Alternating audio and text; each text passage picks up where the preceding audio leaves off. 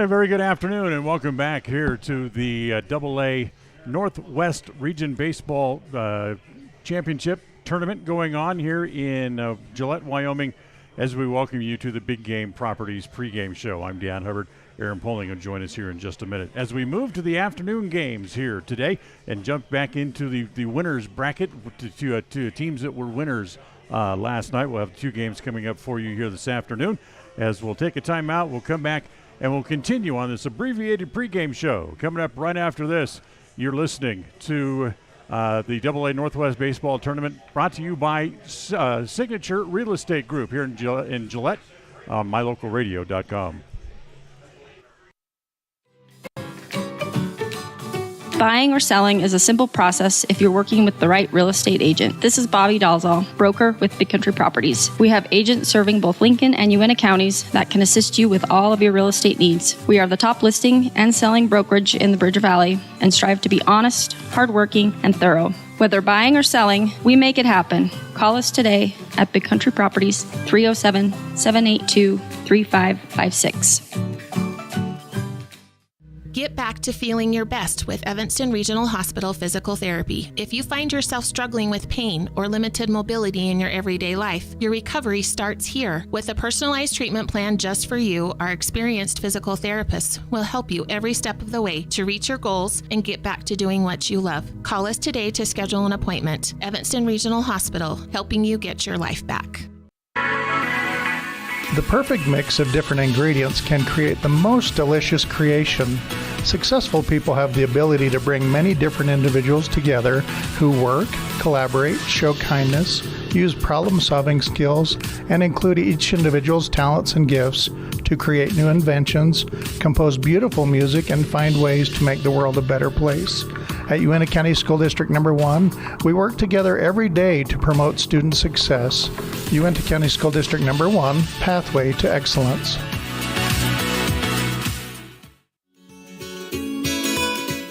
Fresh and flavorful ingredients are what makes the best restaurants great. At El Paso All-American and Mexican Restaurant, each entree is prepared with only the freshest and tastiest ingredients. The menu includes everything from tacos to steak, fresh fruit waffles to omelets, and mouth-watering burgers to sandwiches. Come in and enjoy a meal today at the new El Paso All-American and Mexican Restaurant inside the Log Cabin on Bear River Drive.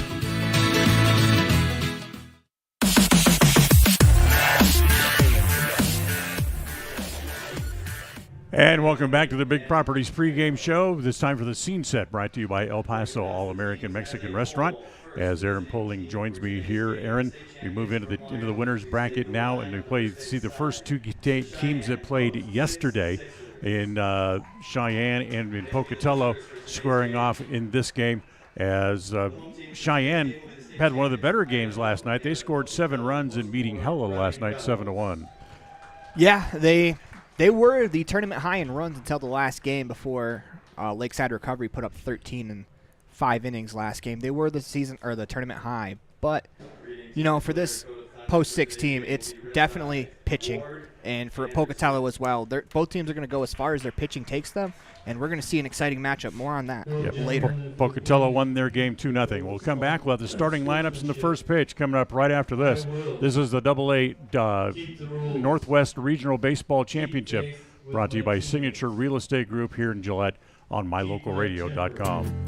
From one corner of the state to the other, over 82% of Wyomingites wear their seatbelts. And to the 18% who don't, we say, let's buckle up for life, Wyoming.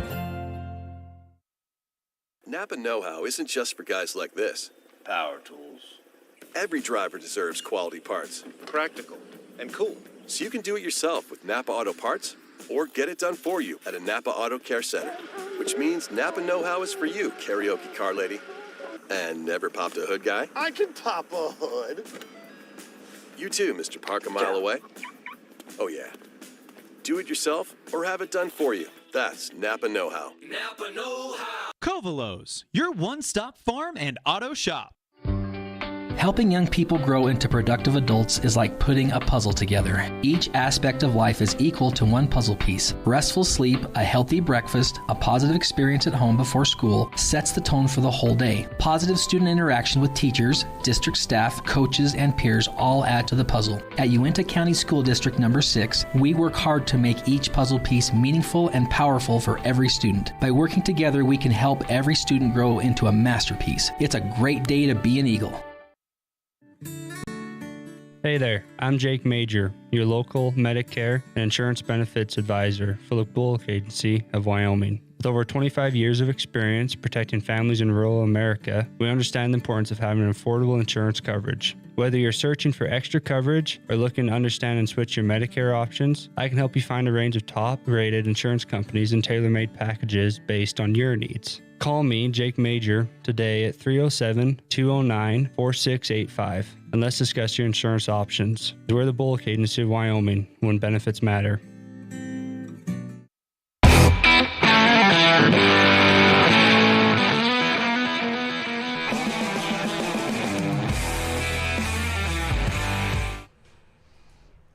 Real quick, let's go over the keys to today's game, Aaron. And, of course, for both of these teams, good hitting teams, good pitching teams, good pitching always stops good offense.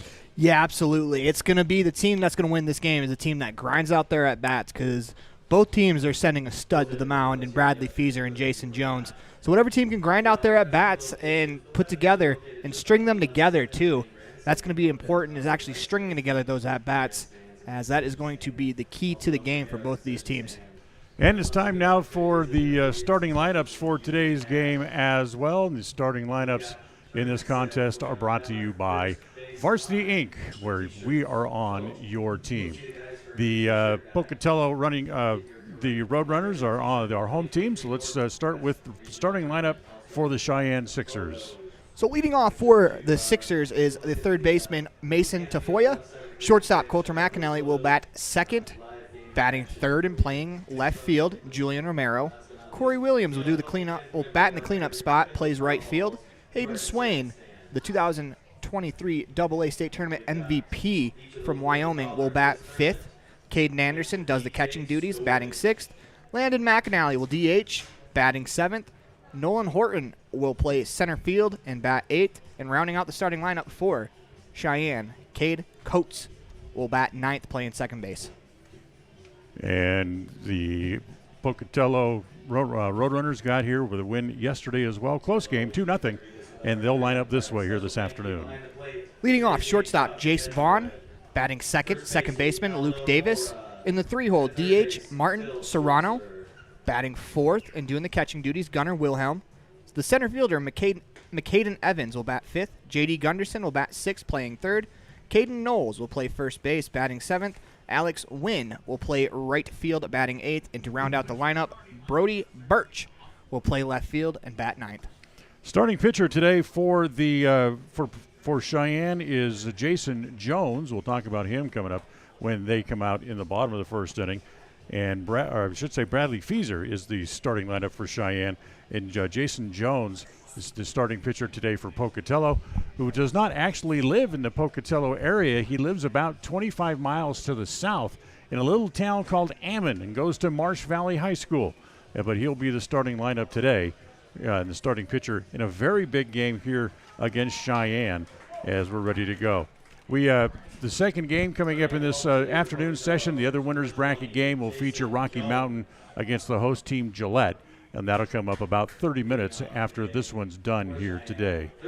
We've managed to dodge all the raindrops so far here this afternoon, and hopefully we can keep doing so as we get ready to go here in the top of the first inning. Partly sunny, warm, and a little bit breezy. And the first pitch over for a strike at 25 minutes after 1 o'clock. As if you're tuning in for this one, buckle up. This should be a fantastic baseball game. Next pitch on the way to Mason Tafoya. Misses outside, and it's 1 ball and 1 strike. So Jones, a right-hander, blonde locks out from out the bottom of his cap, blowing in the breeze. And the 1-1 pitch is a one-hopper down to third baseman. Gunderson kind of battles it 2 out of 3 falls, but he's able to control it and throw it across in time for the out. Yeah, that's a great job by Gunderson, just staying with that ground ball. It took a tough hop on him. Almost looked like a catcher there. He rolled his shoulders in front to make sure it stayed in front of him. Stays with it, makes a great play. Here's Coulter McAnally, who showed his worth last night, coming in and picking up on the mound last evening and pitched outstanding baseball last night. And he's headed off on a baseball scholarship to Utah as a ground ball foul up along the third base line. And McAnally pitched the game that I saw at the AA state tournament, struck out 15 That's amazing. Casper Oilers and didn't even pitch the full 7 innings. That's amazing. The 0-1 pitch from Jones. That's a ground ball, hard hit into left field. That's our first hit of the game. It's an aspect that they don't talk about McAnally real often is his athleticism too. He is long, lanky, very quick on the base paths. He's an absolute weapon on the base paths as well with his legs.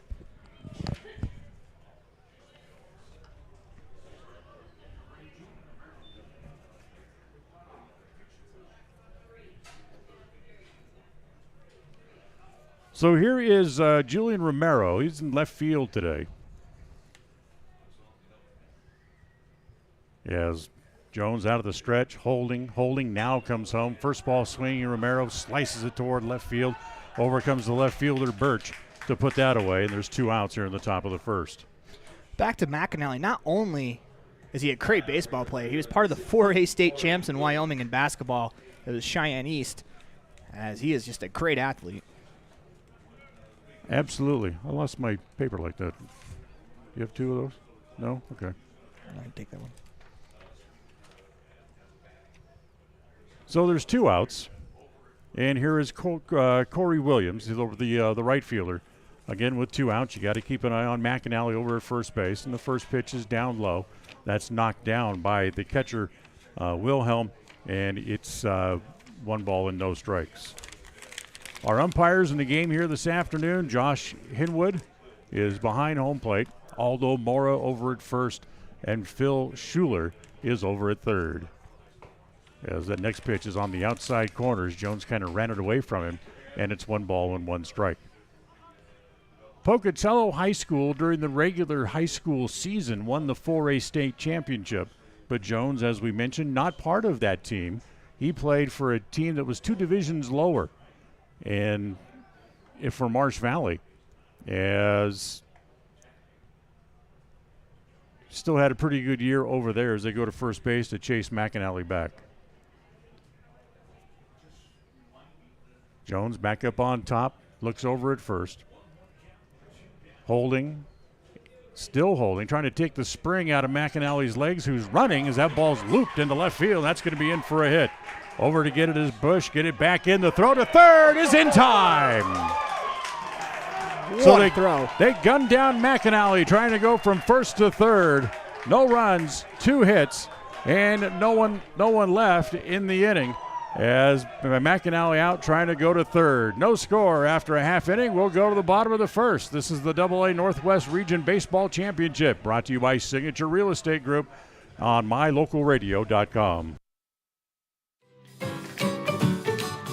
Buying or selling is a simple process if you're working with the right real estate agent. This is Bobby Dalzall, broker with Big Country Properties. We have agents serving both Lincoln and Uintah counties that can assist you with all of your real estate needs. We are the top listing and selling brokerage in the Bridger Valley and strive to be honest, hardworking, and thorough. Whether buying or selling, we make it happen. Call us today at Big Country Properties, 307-782-3556.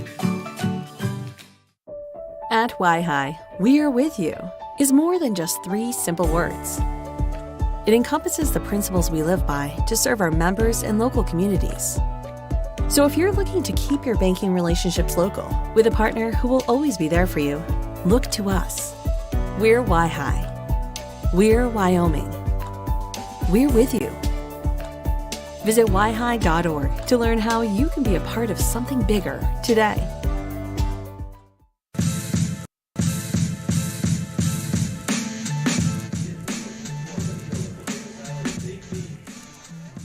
No score after a half inning on a heck of a defensive play, Aaron, and you couldn't have set that up much better, saying we're going to be in for a heck of a game. Well, this highlight right here at the end of the top of the first inning certainly justifies that. Yeah, absolutely. As we look on our My Local Rodeo replay, McAnally trying to go first and third. He was off on the pitch, and what a play that was in left field by Brody Birch as he fires to third, gets McAnally out. So we go here to the bottom of the first inning, and coming up for the first time is the Pocatello Roadrunners. Jace Vaughn, Luke Davis, and Martin Serrano here in the first.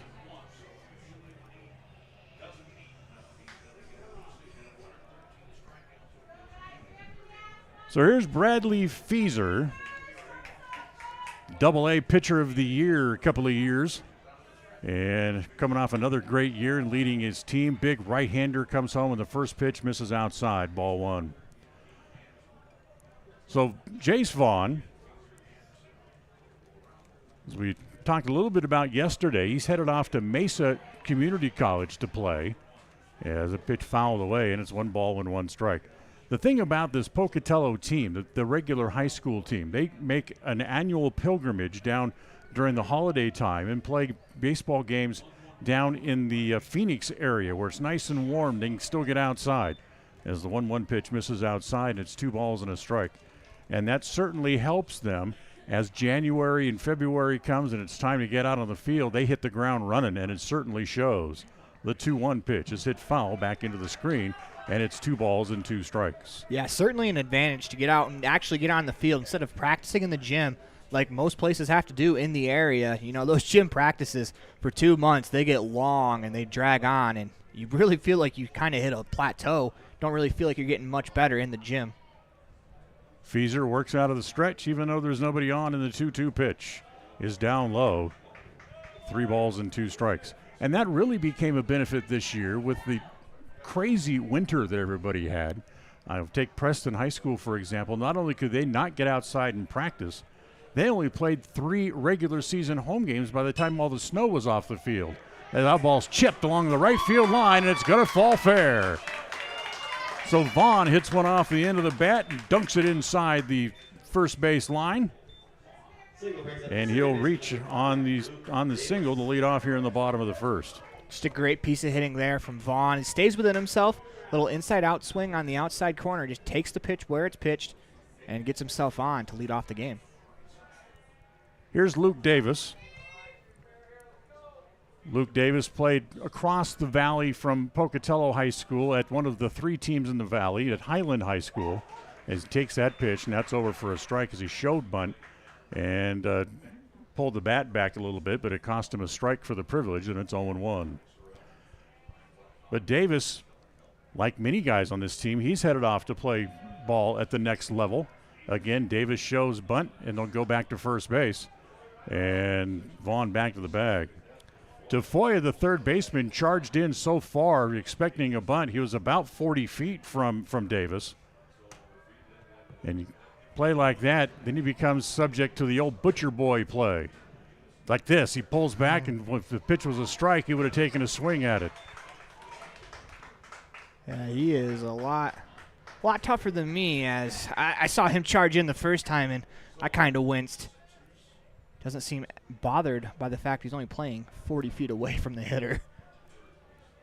Davis is staying close to home to play college ball. He's going to go play at Treasure Valley Community College. Next pitch, Davis shows bunt again, takes the pitch down and away, and down and on the corner, I should say, and it's now 1-2. Sure, Tafoya's dentist is going to appreciate that. It's 2 strikes, and he's going to be able to back up and play normal third base spot. Freezer back up on top. Vaughn with a good lead. Now the 1-2 count. They're going to go back over there. Whoa, almost thrown away. Heck of a play by Swain over there at first base to keep the ball from going away. Swain very solid defensively at first base in the Double-A championship game. He made 2 diving plays at first that really halted rallies against the Sixers.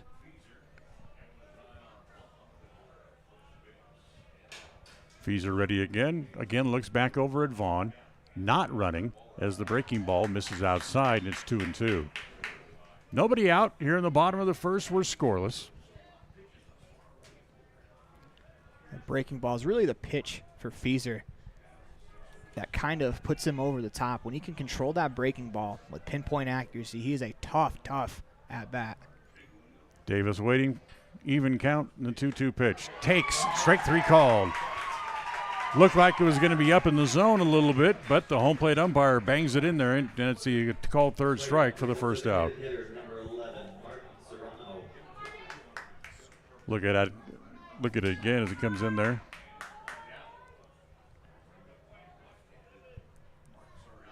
Here's Martin Serrano.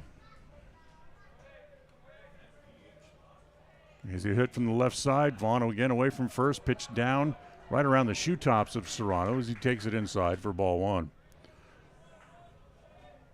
So I think this would be considered a marquee matchup with Feezer and Serrano. A really good hitter versus a really talented pitcher. This is going to be a fun at-bat. Serrano, one of the 2 players on the Pocatello team with multi-hit games yesterday. He was 2 for 3. Feezer's 1-0 pitch. A line foul over by the third base dugout, and it evens the count at 1 ball and 1 strike.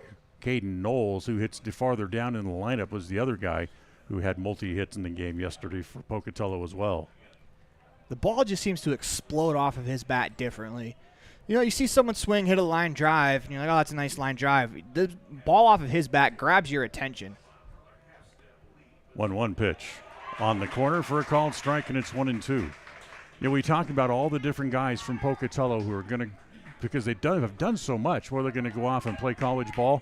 Not Serrano. He's going to be back for his senior year next year at Pocatello. It's going to be must-watch TV for that Pocatello high school team. The 1-2. Ground ball, big chopper right along first. Swine grabs it, tags the bag, throws the second in time for the out. That's a heck of a double play as the big chopper down to first base. Swain able to glove and make a pinpoint throw back to second base to get Vaughn. So the unorthodox double play ends the inning. No runs, a hit, nobody left. We'll go to the second. This is the AA Northwest Region Baseball Championship, brought to you by Signature Real Estate Group here in Gillette on mylocalradio.com.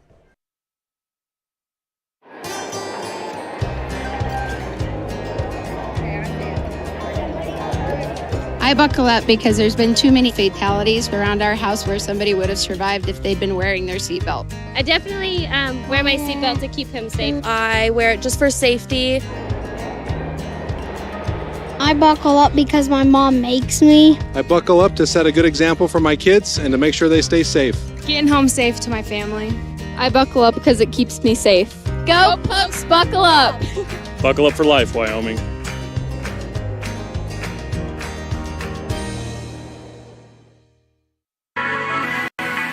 The perfect mix of different ingredients can create the most delicious creation. Successful people have the ability to bring many different individuals together who work, collaborate, show kindness, use problem-solving skills, and include each individual's talents and gifts to create new inventions, compose beautiful music, and find ways to make the world a better place. At Uintah County School District Number 1, we work together every day to promote student success. Uintah County School District Number 1, Pathway to Excellence.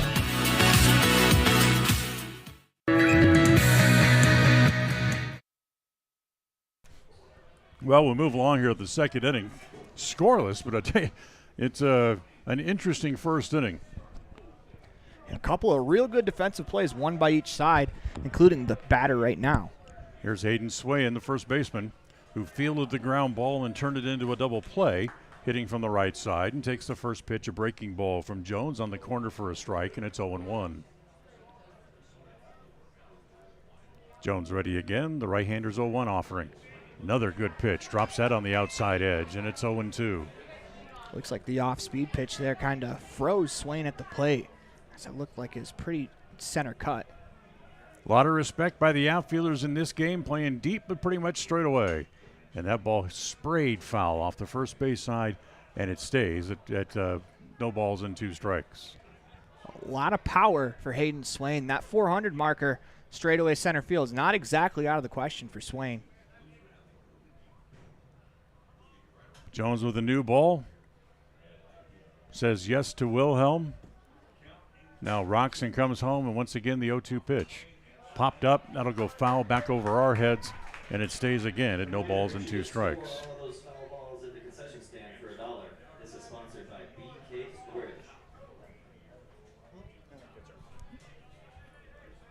Getting buzzed by flies in here. It's probably me. It's that taco bag in a bag you had for lunch. Ground ball past the mound.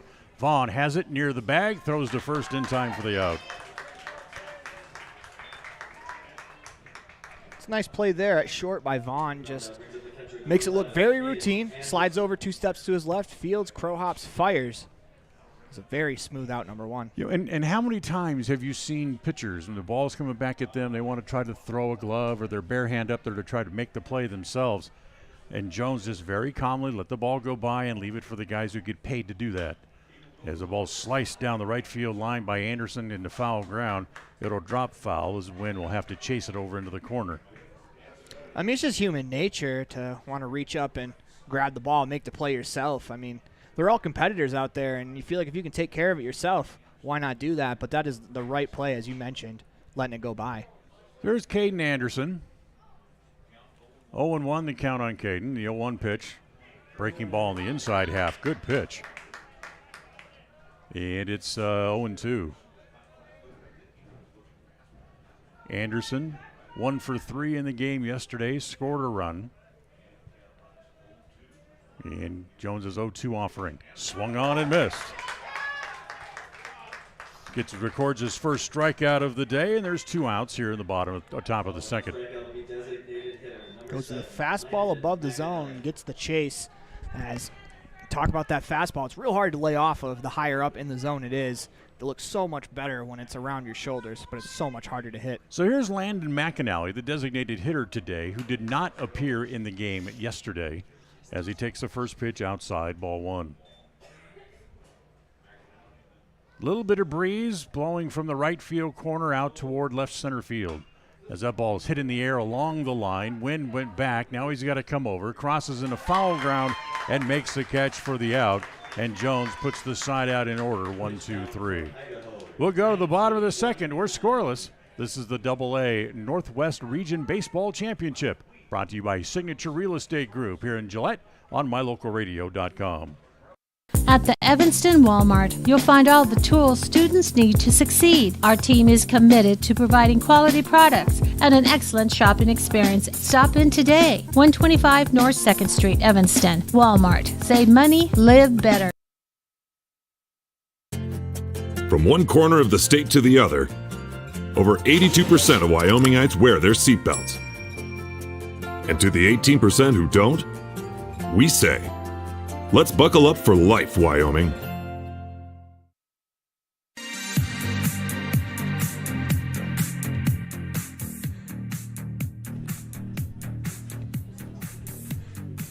No score in the ball game as we welcome you back here to the broadcast booth here this afternoon, and the Union broadcast booth. And remember, everything else is just internet. Waiting a moment for Bradley Fieser to get go through his warm-up tosses, as the catcher was late getting the gear on and get back out there. Caden Anderson, who was the strikeout victim, so it took him a minute to get the tools back on to get ready to come out and play here in the bottom of the second. And Fieser will throw his final warm-up toss, and we'll be ready to go. Gunnar Wilhelm, Mac Evans, and J.D. Gunderson due up for Pocatello here in the bottom of inning number 2. So the Runnin Rebels locked in a scoreless duel after an inning and a half with the Sixers. And now here is the catcher, Gunnar Wilhelm.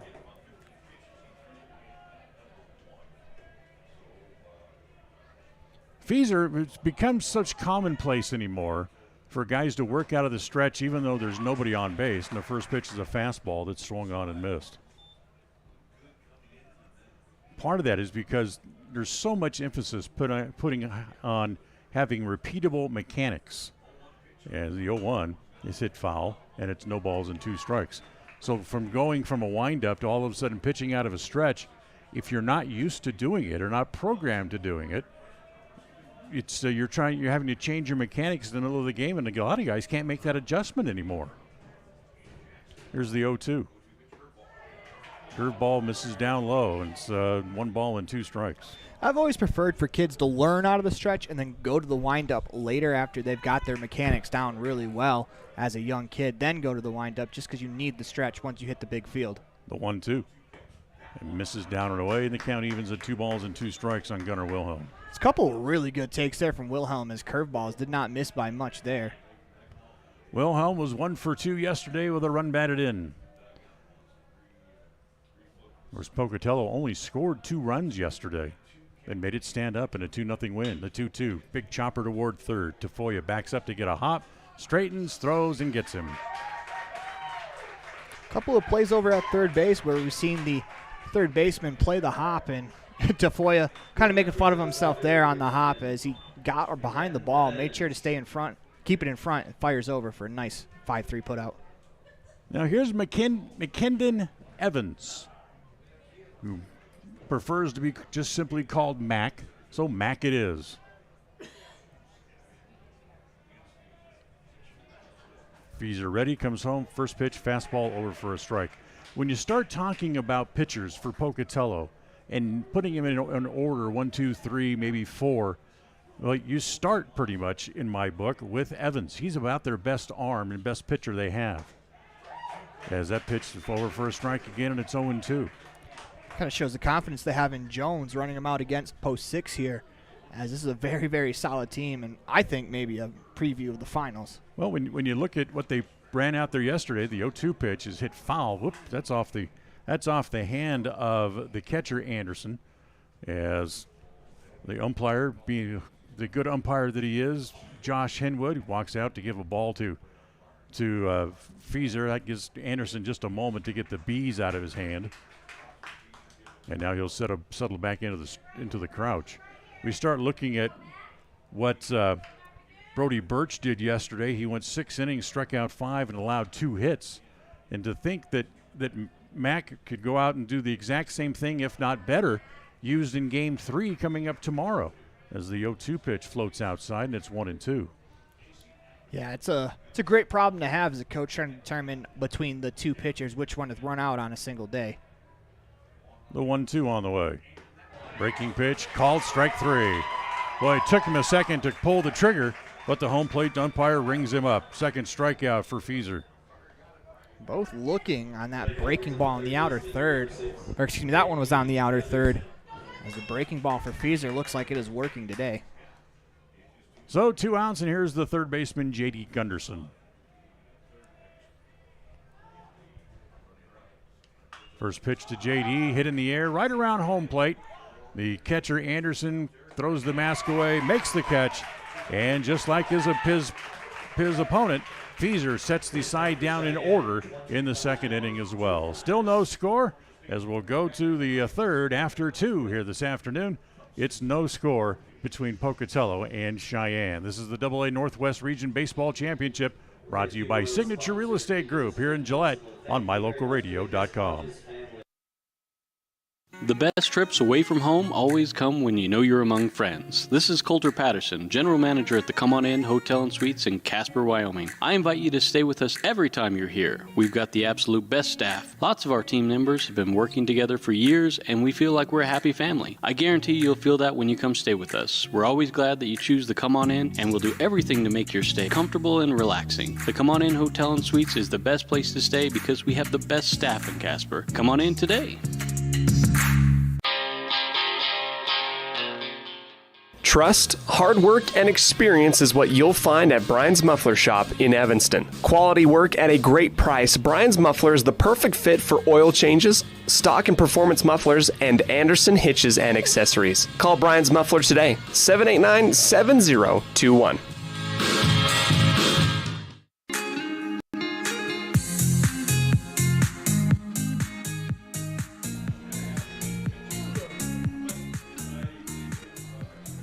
We're scoreless as we go to the third. Dan Hubbard, along with Aaron Poloff, and our studio and our engineer and producer here with us, Elon Olaf, here with us in Gillette, as we go to the third inning.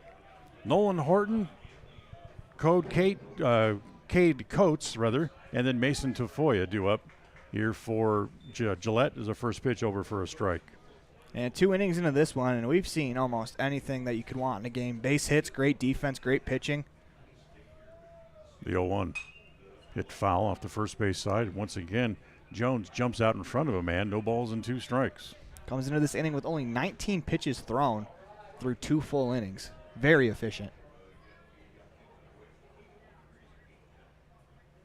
Jones rocks and comes home. Here's the 0-2. Popped up. Right side of the infield, Knowles. Just a couple of steps onto what would be the dirt surface, able to put that away. And that's the first down here in the 3rd inning. It's a nice pitch on the outside corner, inducing the pop-up. The Runnin Rebels today wearing their white pants and red and blue tops. Really like the uniforms that the Sixers are wearing, kind of an old-fashioned off-white with their post number and location across the chest as a first pitch again over for a strike. Yeah, a couple of real solid uniforms in this game. I do like Pocatello's unis as well with the red and the blue. The 0-1. That misses down and away. It's 1 ball and 1 strike. Welcome you back here to the Union broadcast booth. Remember, Union, everything else is just internet. Outfield straight away. Here's the 1-1. Goes off speed, but misses up high with it. As Coates, one of the smaller guys on the team. Not to mean that he's a short person at all. Just both of these teams are made up of very big, high school age young men. As that pitch on the corner, good, it's a breaking ball, and it's 2 balls and 2 strikes. I was gonna say, when you're surrounded by really big dudes, as an average sized dude, you look real small. I'd say that Coates is probably taller than I am, but on this Sixers squad, he looks real small. Here's the 2-2 offering. Ground ball to short. Vaughn's got another one. Kind of runs it up his arm a little bit, and they will throw it across in time. And that is 5 in a row set down by Jones after giving up the hit to McAnally in the 1st inning. I think that throw out of McAnally at third base really kind of settled Jones in. Lets him know that his defense has his back in the contest. They're going to play great as he's induced a lot of ground balls here to start the game. So let's go back to the top of the order. Here's Mason Tafoya. Grounded out his first time up. Breaking ball and drops it on the inside corner for a strike. Tafoya had a couple of hits. Check that. He was 0 for 2 yesterday, my bad. Did score a run, however, in the game yesterday for Cheyenne. That's lined right at Vaughn. Now the line drive handled right by the shortstop, and for the 2nd inning in a row, Jones sets him out 1-2-3. We'll go to the bottom of the 3rd. No score in the game. This is the AA Northwest Region Baseball Championship, brought to you by Signature Real Estate Group here in Gillette on mylocalradio.com.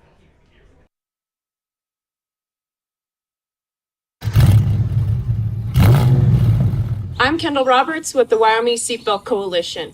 Whether your car is a classic car or a new one, buckle up every time. Buckle up for life, Wyoming. When you have an appointment with the dentist, it's reassuring to know that you're going to be seen by experienced, well-trained professionals. At Bear River Dental in Evanston, Dr. Lester, Dr. Owens, and Dr. Welch check every box. Plus, they're really nice people. Their passion to provide excellent dental care is reflected in everything from state-of-the-art equipment to professional, hard-working staff. Choose the professionals at Bear River Dental, serving patients of all ages. Call today to schedule an appointment.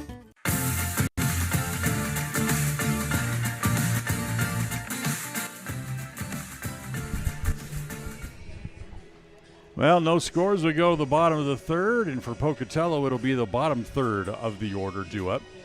Caden Knowles, Alex Wynn, and Brody Bursch due up here for the Pocatello Runnin Rebels here in the bottom of inning number 3. When Feeser lets go his first pitch of the inning, it will be pitch number 26. We talked about Jones being efficient. Feeser using a few more pitches, but still pretty efficient himself. Rocky Mountain and Gillette coming up later tonight, but this game is really the one everybody wants to see. This is kind of the preview for a potential championship game. Here's Wilhelm. Right-handed hitting first baseman takes the first pitch inside. Ball one ball and no strikes. Well, the Post Sixers, they were one strike away from the College World Series last year. Pocatello taking out the Idaho Falls team that beat Post 6. 1-0. Misses inside. Ball 2. And these teams met once this year in a tournament in Idaho Falls.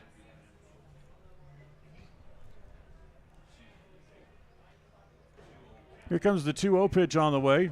Knowles taking all the way and takes a strike, and it goes to 2-1. Man, imagine that baseball being played at a tournament that involves Cheyenne Post 6, Pocatello Running Rebels, and Idaho Falls. Yeah, that would have been amazing to see. Here's the 2-1. Misses inside. Ball 3. 3 balls and a strike. Each side has had a base runner.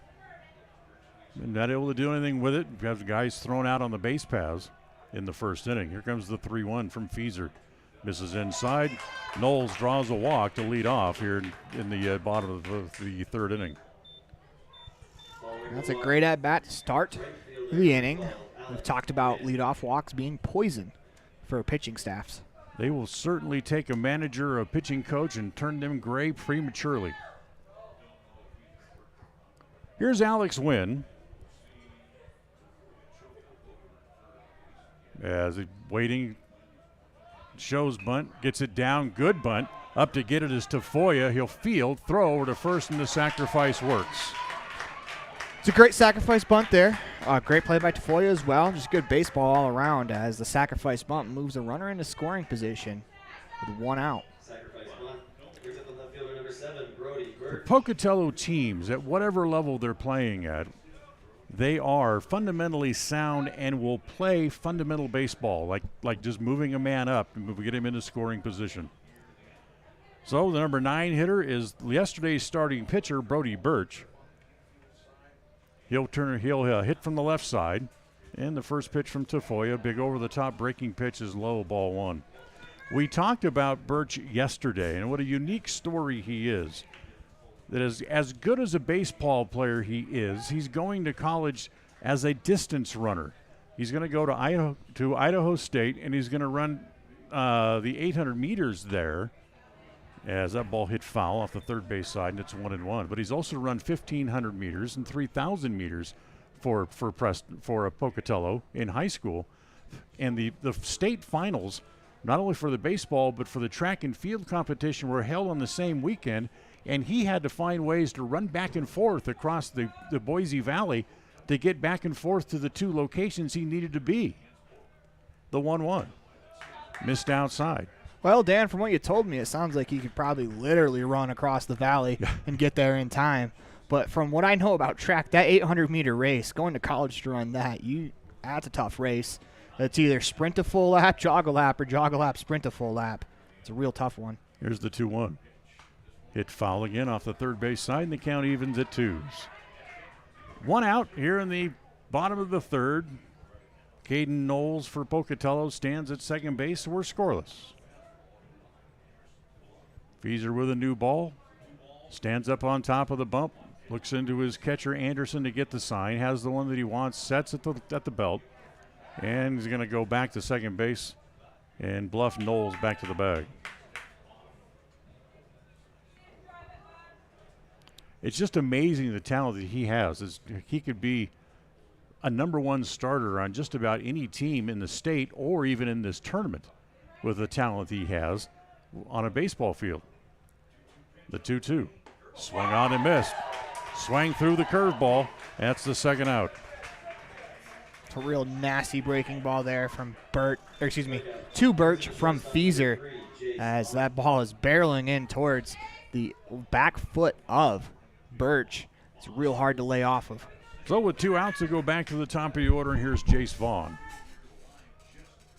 Vaughn, who has the only hit in the game so far here for Pocatello, singled the lead off the bottom of the first inning and then was thrown out trying to go to second base to end the bottom of the first inning on a great defensive play by the first baseman.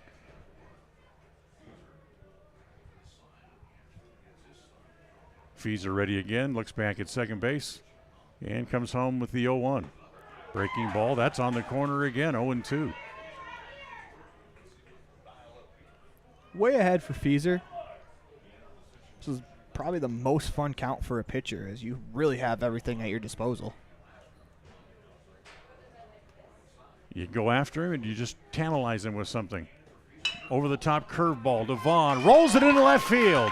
Knowles is going to come around third. Picking it up is Romero. The throw will go into second base. And the Runnin' Rebels break on top, 1-0. It's probably too good of a pitch, 0-2. You do like seeing that Feaser's going right after the hitters, but 0-2. You have a chance to try to paint on that outside corner. I do like the decision from Romero in left field. Instead of trying to throw home to throw the runner out, you throw to second, keep that runner at first, instead of having a back-to-back situation with runners in scoring position. Yeah, enough foresight to know that he's going to throw out Knowles and keep the runner at first base. So here's Davis and takes the first pitch fastball in the outside corner for a strike. And once again, we see it again, a leadoff walk is cashed in. 1-0 Pokey here in the bottom of inning number 3. Vaughn not going, but Davis shoots one through the hole into right field. Up to get it quickly is Williams. He'll throw back in behind Vaughn at second base. Back-to-back hits, and there's 2 on and 2 outs. Well, that decision by Romero in left field, the last hitter, is looming large now as back-to-back singles. If he throws home, they advance to second. That could be the second run of the game. Instead, Romero with a good sound defensive play there. So here's Serrano, who grounded out, hit a shot at the first baseman. Swain, his first time up. Actually, Swain turned it into the double play as the first pitch misses outside, ball 1. This is who you'd want at the plate in this situation for the Running Rebels. He may not be the biggest of guys, but he's probably the most sound baseball player on the field. The 1-0. Misses up high, ball 2, 2 balls and no strikes. Has a great arm behind the plate, is an outstanding caller of the game and receiver of the baseball. At the plate, he's powerful to all fields and has a heck of an eye. Feeser back up on top again, looks back at second. And going to go back there, bluff back to second base again as Vaughn able to hop back on the bag. Just to create a lot of power out of that swing for not necessarily being the biggest dude in the world. It seems that that swing is explosive and it is smoothly violent. 2-0. Breaking ball, misses again, ball 3. So now Feeser's a pitch away from loading the bases potentially. And as big as this ballpark is, it leaves a lot of room in the gaps. And if Serrano can find one of those gaps with 2 outs, I'm sure both runners would certainly try to score, if not get there. Feeser holding, now comes home with the 3-0. It's high, ball 4. His second walk of the inning. Walks the bases loaded. But could possibly be in the scouting report. Serrano is the one hitter that you don't want to let beat you, as here comes Ty Lane. Yeah, there's not a lot of players on this Pocatello roster that you want to give into at 3-0 and certainly groove one to try to get one over. As Lane comes out to talk to his big right-hander Feeser, he's joined there by the entire infield. I like this mound visit. Just get a deep breath, take a deep breath. Remind him he's got 2 outs in the inning. You get one more out, you're out of the inning, only allowing the 1 run. As it's got to be the ideal here for Feeser. It's just attack the hitter, attack the hitter. We mentioned we had 2 other games earlier today. The first game of the day, Portland was able to knock off Helena 4-3. And then just before we came on, Bellevue beat Eagle River from Alaska in that game by a score of 13-3, I believe it was. So bases loaded and 2 outs. And here is Gunnar Wilhelm. Wilhelm had a 1-for-2 day yesterday. And that first pitch is up high, ball 1. I don't know about you, but I would find it very difficult. Pocatello came out and played at 10:30 or 9:30 yesterday morning, and the game started today at 8:30 as they moved everything an hour up because of the potential weather moving in. Here's the 1-0. That's ripped to left field. coming up on it, but can't get there was Romero. 1 run scores. The throw into the plate, not in time. It's 3-0. That trail runner at second base ran right through a stop sign as the third base coach is looking over and smirking at his runner. As he's still looking at him, a little wry smile. It works out. The coach can laugh about it. It doesn't work out. Player's going to hear about it for a while. That coach at third base is the head coach at Highland High School, where Davis plays. So certainly, if he's going to smirk at anybody, he can smirk at one of his old players. So 3 runs in here in the inning. Here's Mac Evans again. He hits the first pitch on a line to the third baseman, and that will end the inning. But Pocatello sends 8 men to the plate. 3 of them come home on 3 hits in the inning, and they leave 2 as well. We're done with 3. We'll go to the 4th. Pocatello leading 3-0. This is the AA Northwest Region Baseball Championship, brought to you by Signature Real Estate Group on MyLocalRadio.com. Dad, I heard that human eyes can distinguish between 1 to 10 million different colors. Is that true? That is true. The human eye is amazing. We use our eyes not only to work and learn, but also to simply enjoy the beauty that surrounds us. At Uinta Eye and Vision, we care about each individual's eye health needs. Whether a person is looking for computer glasses, polarized sunglasses to assist in outdoor hobbies, contact lenses, or has general eye health needs, we are here to listen to our patients' thoughts and concerns to help them enjoy their amazing eyes. Call today to schedule an appointment. 789-3937. With 25 years of successful industry experience, Mountain West Business Solutions looks forward to providing all of our customers with exceptional service, industry-leading technology, and a one-of-a-kind buying experience. Having your office equipped with the right technology makes all the difference in the world. With a lower cost per print, we will supply you with the right technology for the best price. Great people, great products, and great service. Mountain West Business Solutions, 133 Bear River Drive, Evanston.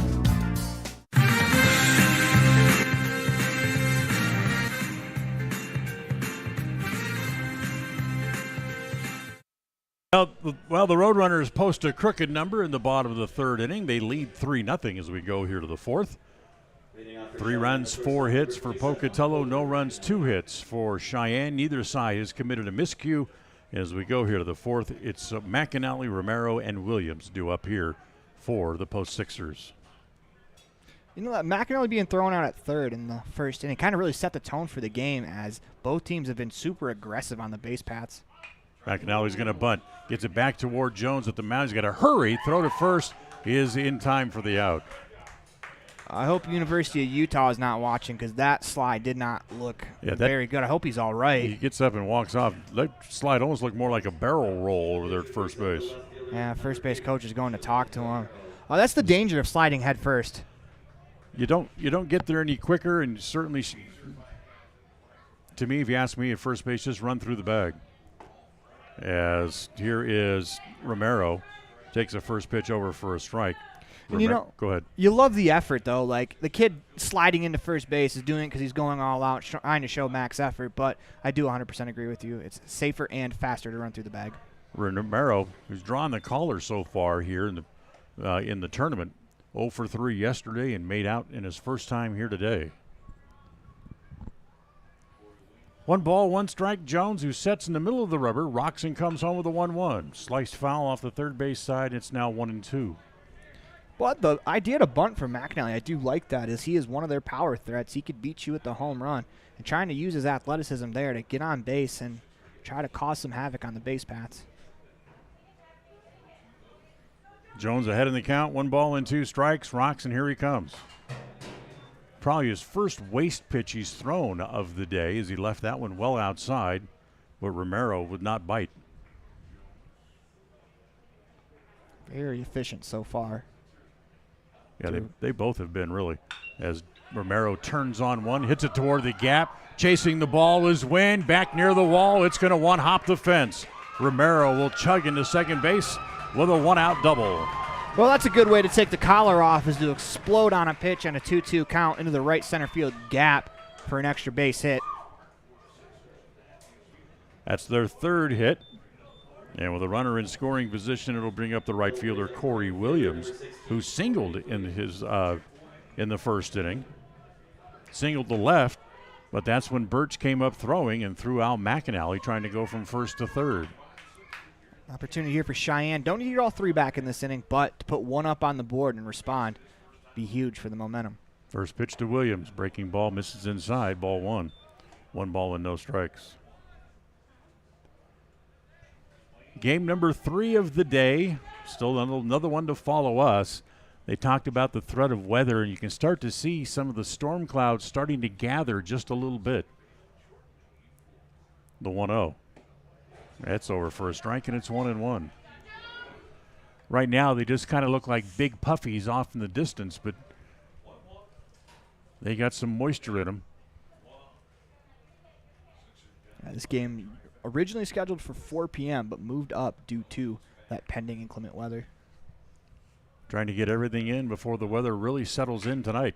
Right back past the mound. There's Vaughn behind the bag to field. Throw to first in time for the second out. That's a very, very smooth play by Vaughn. That's not as easy as what Vaughn made it look, as that's a tough play back up the middle.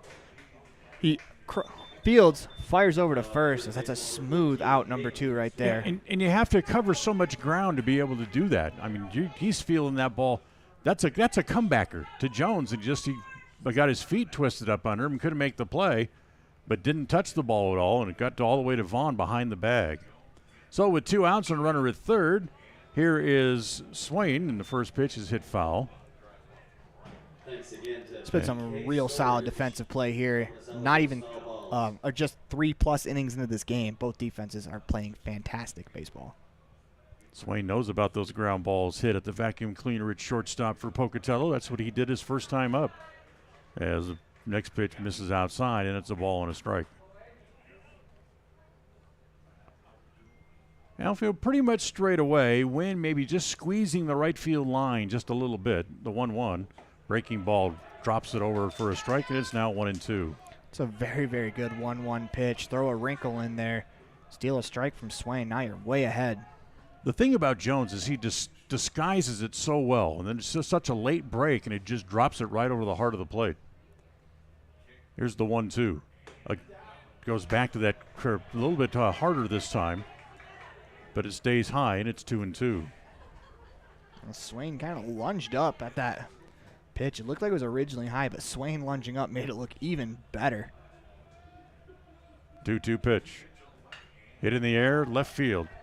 Coming up on the ball is Birch. He's gets there now and makes the catch. And Cheyenne gone again here in the bottom of the third. No runs, a hit, and 1 man left. We're through 3.5. We'll go to the bottom of the fourth. Pocatello leading 3-0 on this AA Northwest Region Baseball Championship. Brought to you by Signature Real Estate Group of Gillette, right here on MyLocalRadio.com. This presentation on MyLocalRadio.com is also brought to you in part by Hoover Chiropractic. With over 3 decades of experience, Dr. Todd Hoover can help you with all the chiropractic work you need, plus x-rays, blood work, a weight loss program, and can help you get rid of allergies and migraines. Dr. Todd Hoover with Hoover Chiropractic in Evanston.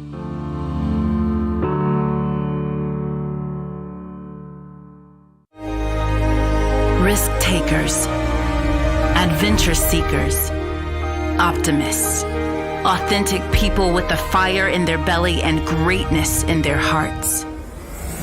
You'll find them here, in a place where the spirit of the cowboy lives and thrives. I am a cowboy. I am a cowboy. Soy vaquera. The world needs more cowboys.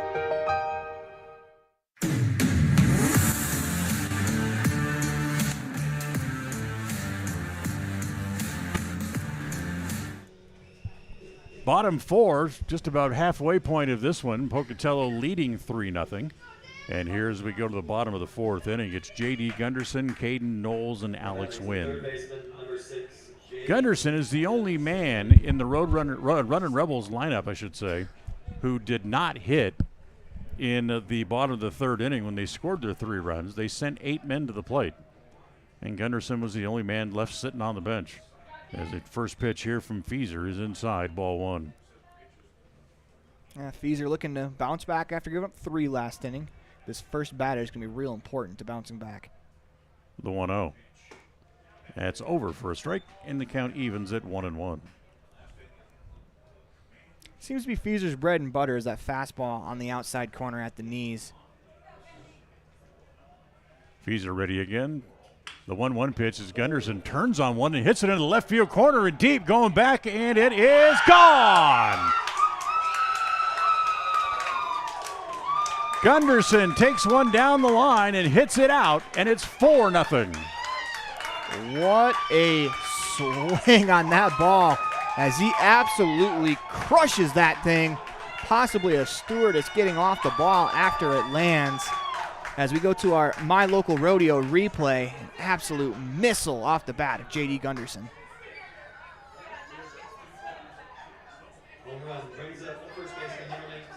So it's 4-0. And here's the first baseman, Caden Knowles, who walked last inning.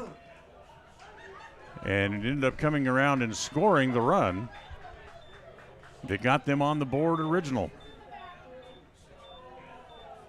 So 4-0 as J.D. Gunderson hits it out. As that pitch is up high again.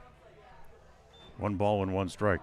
I think this is the 8th time that I've seen either Pocatello's Legion team or their baseball team this year. And J.D. Gunderson, game in and game out, just is probably one of the more impressive players on the squad. Yeah, that was an impressive bomb off a very good pitcher in Feeser. It's not like he's taking the 8th man of the worst team in Idaho baseball deep. No, that's a legit dude out on the mound you just took deep. 2-1 on the inside half for a called strike, and it's 2-2. Knowles is one of 3 players on this team. As we talked about some people going to play at Treasure Valley, there's 3 of them. Davis, Gunnar Wilhelm, the catcher, and Knowles. As a 2-2 pitch is swung on and missed. That's the first out of the inning. It's a good bounce back from Feeser. It's always interesting to see how a kid does after giving up a home run. Feeser appears to not let it bother him too much. His 4th strikeout of the game. It sounds like, is it Treasure Valley they're all going to? Because it just sounds like it's coming Pocatello University. There was 3 of them going to Treasure Valley. The guy who hit it out, Gunderson, he's going to Oregon Tech. As the first pitch to Alex Wynn is hit foul off the first base side. Always exciting to talk about the new chapter in life for these kids. I mean, obviously they're going on to play baseball at the college level, and they're also going to get to learn a lot of things about life. 0-1. Breaking ball misses down and away, and the count evens at a ball and a strike.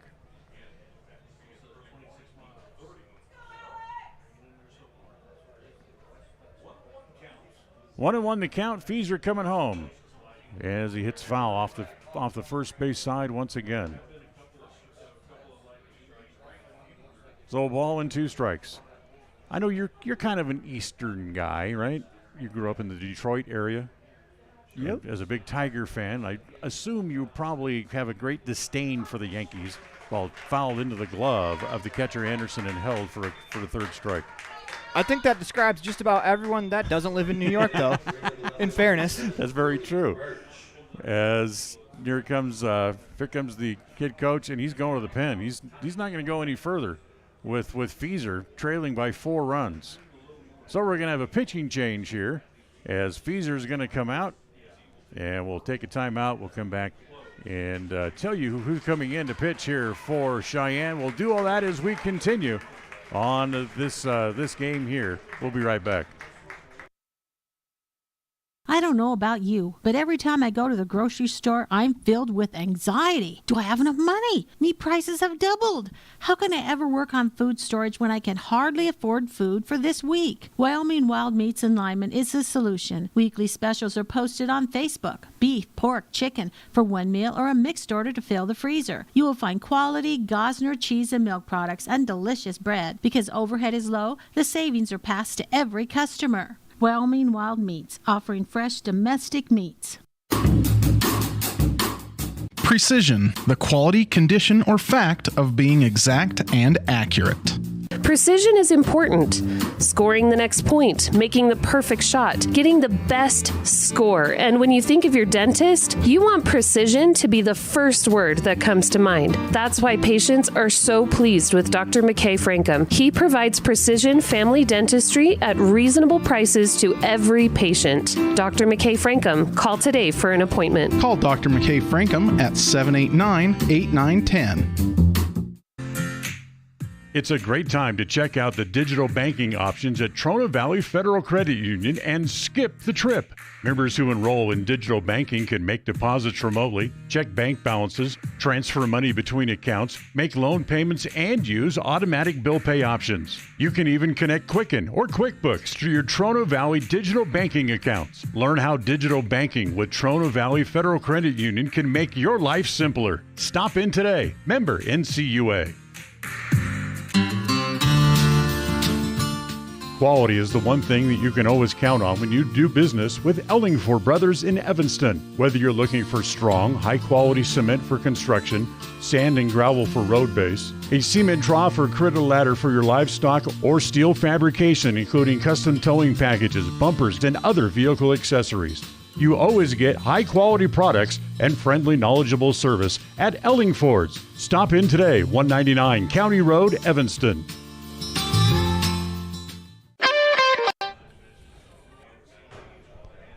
New pitcher coming in here for Cheyenne is the right-hander Peyton Seeley, who comes in.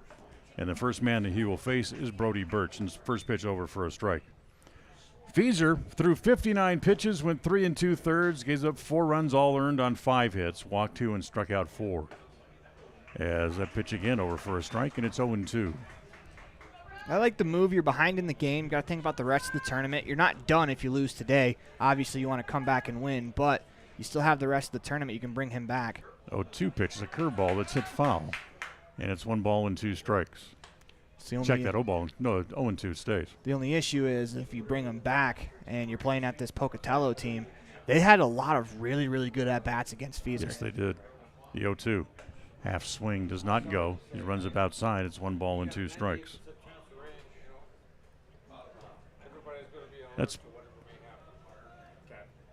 I think that's probably a surprise to most people that Pocatello would have knocked Fieser around that badly over 3 innings. Ball popped up right around home plate.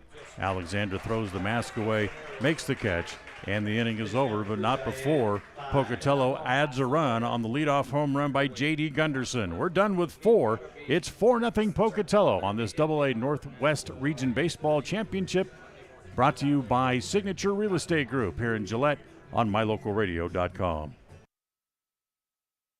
Light up your world with a custom-built LED sign from Rocky Mountain Sign in Evanston. It's a proven fact that signage that lights up creates more attention. So light it up and then add text, images, and video, and your sign becomes even more powerful. Start sharing your advertising messages and information with your customers today. The team at Rocky Mountain Sign provides all types of quality signage that is custom-built and maintained. Call today for a free quote. Rocky Mountain Sign, 307-789-5202. Rocky Mountain Sign, serving customers in Wyoming, Utah, and Idaho.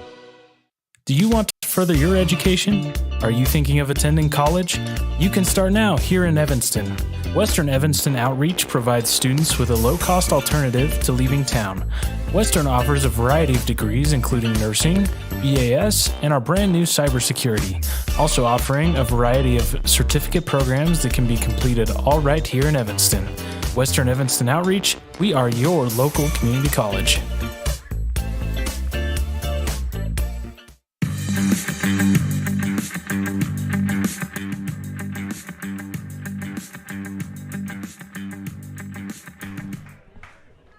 Nothing Pocatello as we go to the 5th.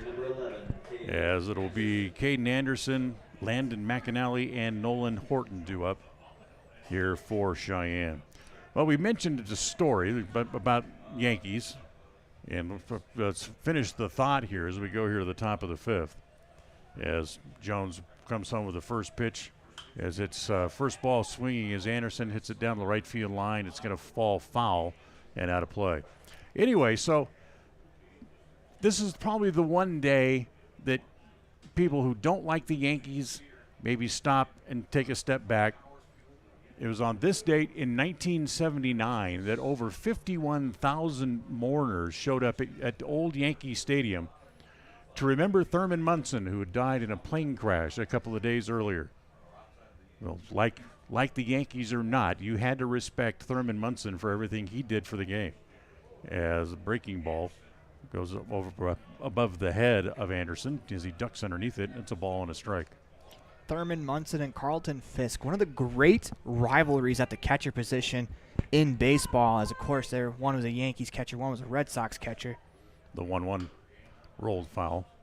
And I love that Carlton Fisk was able to put aside the rivalry and had nothing but glowing things to say about Thurman Munson posthumously. 1 ball and 2 strikes.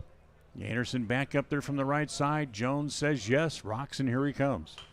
And thumbs one. Gets it right down to the first baseman, Knowles, who handles it fairly easily. It's a great pitch, getting into the kitchen of Anderson as he had to fight that one off on the inside corner. Easy pop out to the first baseman, Knowles. That'll bring up Landon McAnally. As long as we're talking about memories of Major League Baseball, it was on this date in 1982 that at a player's request, the Angels were granted permission, as that's a ground ball to second. Davis has it, throws back across his body, dug out by Knowles for the second out.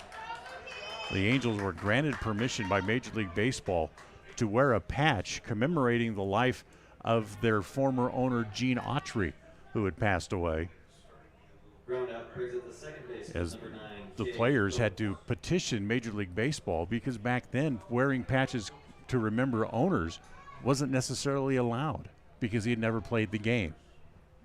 So memorial patches generally are for players. So 2 outs, and here's Nolan Horton, and the center fielder takes the first pitch over for a strike, and it's 0-1. Boy, how have times changed in Major League Baseball, as now every time I see a Tigers uniform, I have to see the dumb Myers logo. As that pitch misses inside, 1 ball and 1 strike. And if you don't know what Meyer is, that's only a Michigan exclusive store, but it's also the team that sponsored the Detroit Tigers uniforms. Here's the 1-1. Misses outside, 2 balls and a strike. If we go back, be amazed to wonder what players in the 70s think about having to wear a uniform with a logo from a company on it. Breaking pitch, that's over for a strike, and it's 2 balls and 2 strikes now.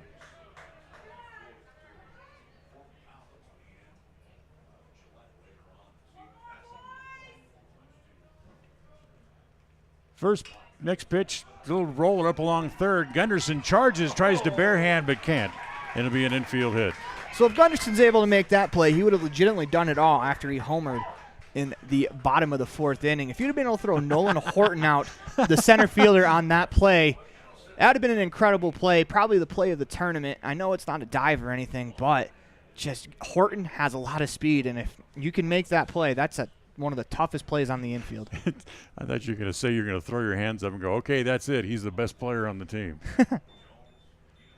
It's a big fight, though. That's just the 4th hit of the game for Cheyenne. And now they're going to show bunt as Coates rolls it foul up along the third base side, and it's no balls and 1 strike. Now 2 down in the inning. I think Coates is bunting for a hit there. Absolutely.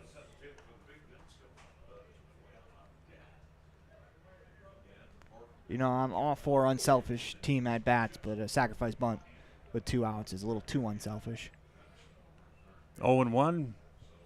Jones sets, looks back over at first a couple of times, and kind of wiggles his head and comes back with the breaking pitch that misses outside and away. Ball 1, 1 ball and 1 strike. It's a really good take by Coates as Jones continues to be efficient. He's really going after these hitters. Has a 4-run lead. Understands that right now Coates can't hit a 4-run home run, so he's going after the hitters and living with the results. Ready again. Holding, and he's going to go back to first base this time, and back to the bag is Horton. But Cheyenne is capable of scoring 4 runs against this Pocatello team. They've done it already this year. As we talked about the game earlier at the Idaho Falls tournament, as a 4-1 score. We'll need to put up 4 here. Here's the 1-1. That's over for a strike, and it's 1-2. And you know, Dan, with the threat of inclement weather and possibly having to change the tournament around, this is a huge game as things could change, and you want to be on the winner's side in case things do happen. Absolutely. You get down to that Saturday and Sunday, you want to only have to win one game and not have to come back and win twice. The 1-2. Swung on and missed. Took something off the breaking pitch, and Coach was out in front of it. No runs, a hit, and one man left. We'll go to the bottom of the fifth. It's still 4-0 Pocatello on the AA Northwest Region Baseball Championships, brought to you by Signature Real Estate Group here in Gillette on mylocalradio.com. Water testing, community enhancement grants, seedling trees and wildflowers, classroom lessons and specialty workshops, composting and conservation of water and soil. The Uintah County Conservation District is here to serve Uintah County residents. Visit our website today, uintahcountycd.com.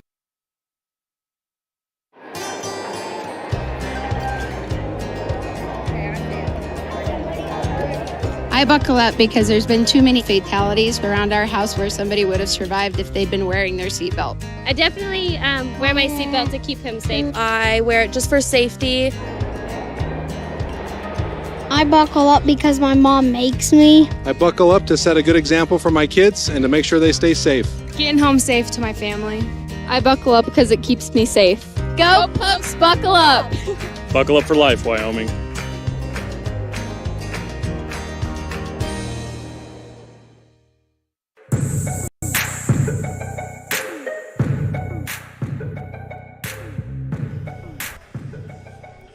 We go to the bottom of the fifth, 4-0.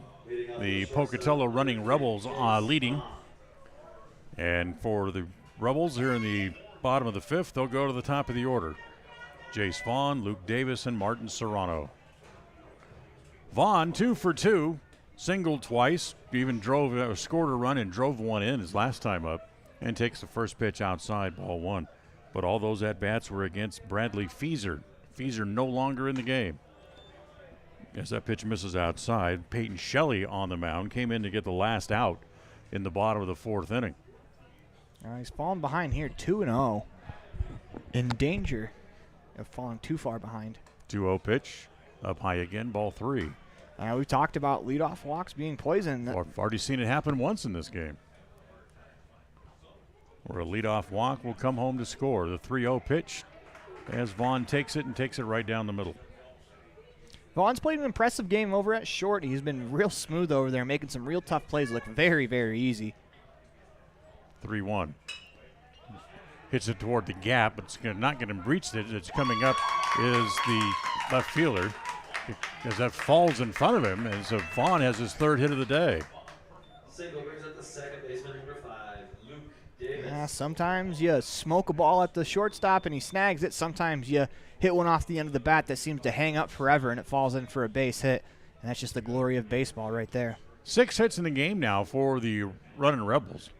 And now here's Luke Davis, who singled and scored a run last inning as well. Shows bunt, pops it up, and it's going to fall foul. You got a bunch of extra money laying around, Aaron? Or in your pocket? No, but I mean, I'm willing to risk it, you know. It was on this date that back in 2006 that the baseball that Barry Bonds hit for his 62nd home run, that ball hit toward the gap, and it's going to get in. As coming around and cut to the third bases, Vaughn and Pocatello will have runners at the corners and nobody out. Nice job there by Romero, chasing that ball down in the left center field gap, getting into second base quickly as Vaughn rounded the base hard, Davis rounded the base hard, looking to go to second. So the ball that Bonds hit for his 715th home run sold on this date for $220,000, a little over $220,000, as the pitch is hit foul by Serrano. Pitching.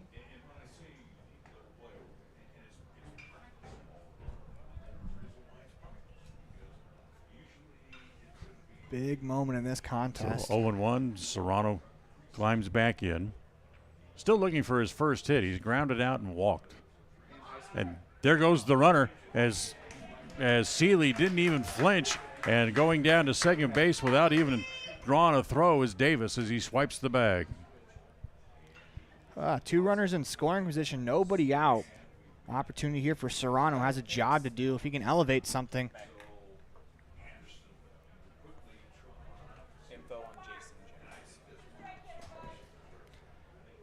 Serrano, big opportunity here. If you can find a gap, base hit, trade places with the runner at second. Well, with nobody out, I mean, you find just a ball in the outfield. Why not? Try to get Davis home. Kind of breaks the rules of potentially making a first out at home. They slide outside, and that pitch to Serrano misses outside, and it's now 1 ball and 2 strikes. That stolen base might have sealed the fate for Serrano. There's 2 strikes in the at-bat, but you got to imagine Seeley's going to try to dance around the zone. Nothing too good. Yeah, I'm just kind of surprised like you to don't just take the bat out of his hand, put him on base as he drives one to center. Horton with a full turn, going back, still going back, gets to the track, makes the catch. Both runners tags, Vaughn will score, and Davis goes to third. Hey, he got a pitch he could handle, and he hits it nearly out of the ballpark as Horton made that catch running onto the warning track as he just misses hitting one out to straightaway center field, as that was a rocket out into center field. Great play by Horton. Good job by Pocatello. So the sac fly gets a run in, makes it 5-0, as Davis will move to third, and now here is Gunnar Wilhelm with a runner at third base. Wilhelm singled in 2 runs his last time up, and with a runner at third base and only 1 out, Cheyenne has to bring the infield up. They can't afford another run to come home. That's interesting. They did not against Serrano. The 1-0 on the corner, and it's 1 ball and 1 strike.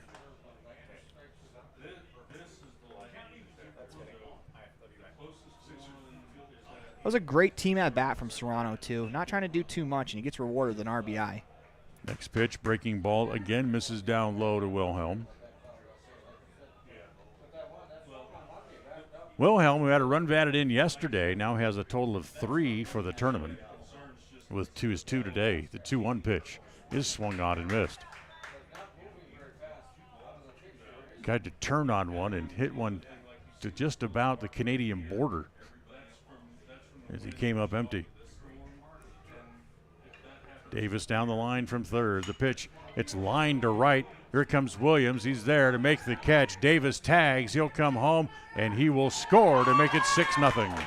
Yeah, after taking that big hack in the 2-0 count, he shortens up. Once again, another great team at bat there, this time from Wilhelm as he flies out to the right fielder to score a run. You love to see guys driving in runs, you know, just taking simple approaches, just lifting the ball, getting into the outfield, and taking the 2 runs that they were able to score here in the inning, but they're not done. So very efficiently, 2 runs on 2 hits and a pair of sacrifice flies, and now with 2 outs and the base is empty, here's Mac Evans.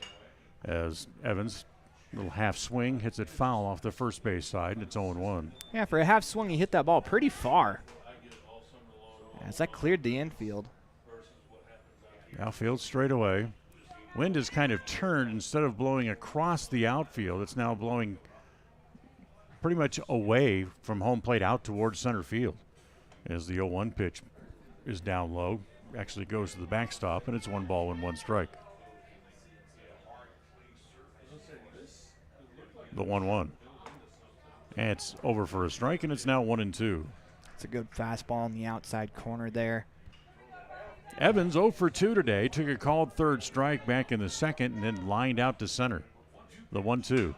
Little roller up along third. Backing up is Defoe. The long throw is not in time.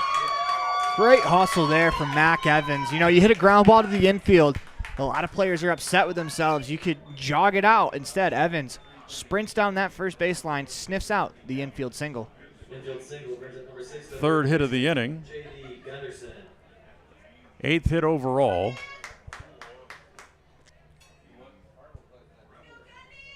And now with 2 outs and a man at first base, here comes Big Thunder J.D. Gunderson again. But first we get another visit to the mound.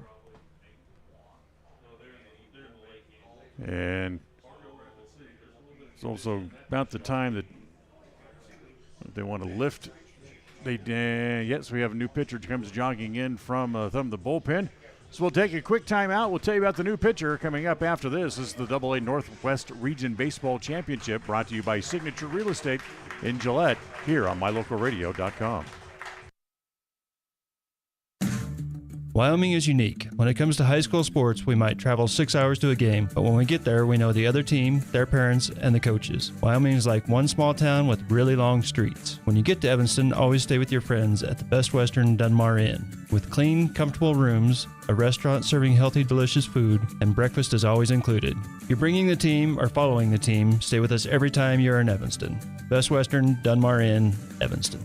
I'm Officer Kevin Malatesta, Public Information Officer for the Cheyenne Police Department. Cheyenne Police Department, for the May mobilization, is really looking for people who aren't seatbelted in their cars. It's a secondary violation in Wyoming, but as we make traffic stops for speeding, cell phones, whatever it may be, we're going to be looking to make sure that people have their seatbelts on. As we've gone over, seatbelts do save lives, and way too many people in Wyoming aren't wearing them. We want to make sure that people get home safely, get to see their families again. So if they're involved in a car accident and that seatbelt is on, there's a much higher likelihood of that person making it through that accident, making it through without injuries even. When we have crashes without seatbelts, the consequences are much more severe. The strategic plan for Uintah County School District Number 4 states, through collaboration with the entire learning community, our mission is to instill problem-solving skills in our students that will translate to a rapidly changing global environment. We work to accomplish this by constantly improving student achievement, improving student academic and behavioral skills with a district that operates efficiently and effectively. Uintah County School District Number 4, excellence in teaching, opportunity through learning. Early mornings, tired muscles, pride, and grit. At Varsity Inc., we know how much work goes into building competitive teams. We work hard providing the gear you need to celebrate the teams you love. Be your athlete's biggest fan in apparel from Varsity Inc. Come in today, 926 Main Street, Evanston.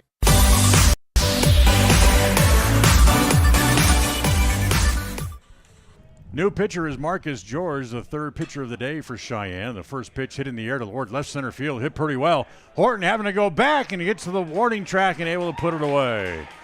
So two hitters back-to-back in the inning take Horton and put him all the way back on the deepest part of the ballpark, but Horton able to catch him both times.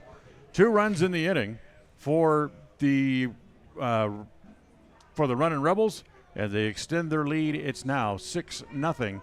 As this is the AA Northwest Region Baseball Championship, brought to you by Signature Real Estate in Gillette on mylocalradio.com.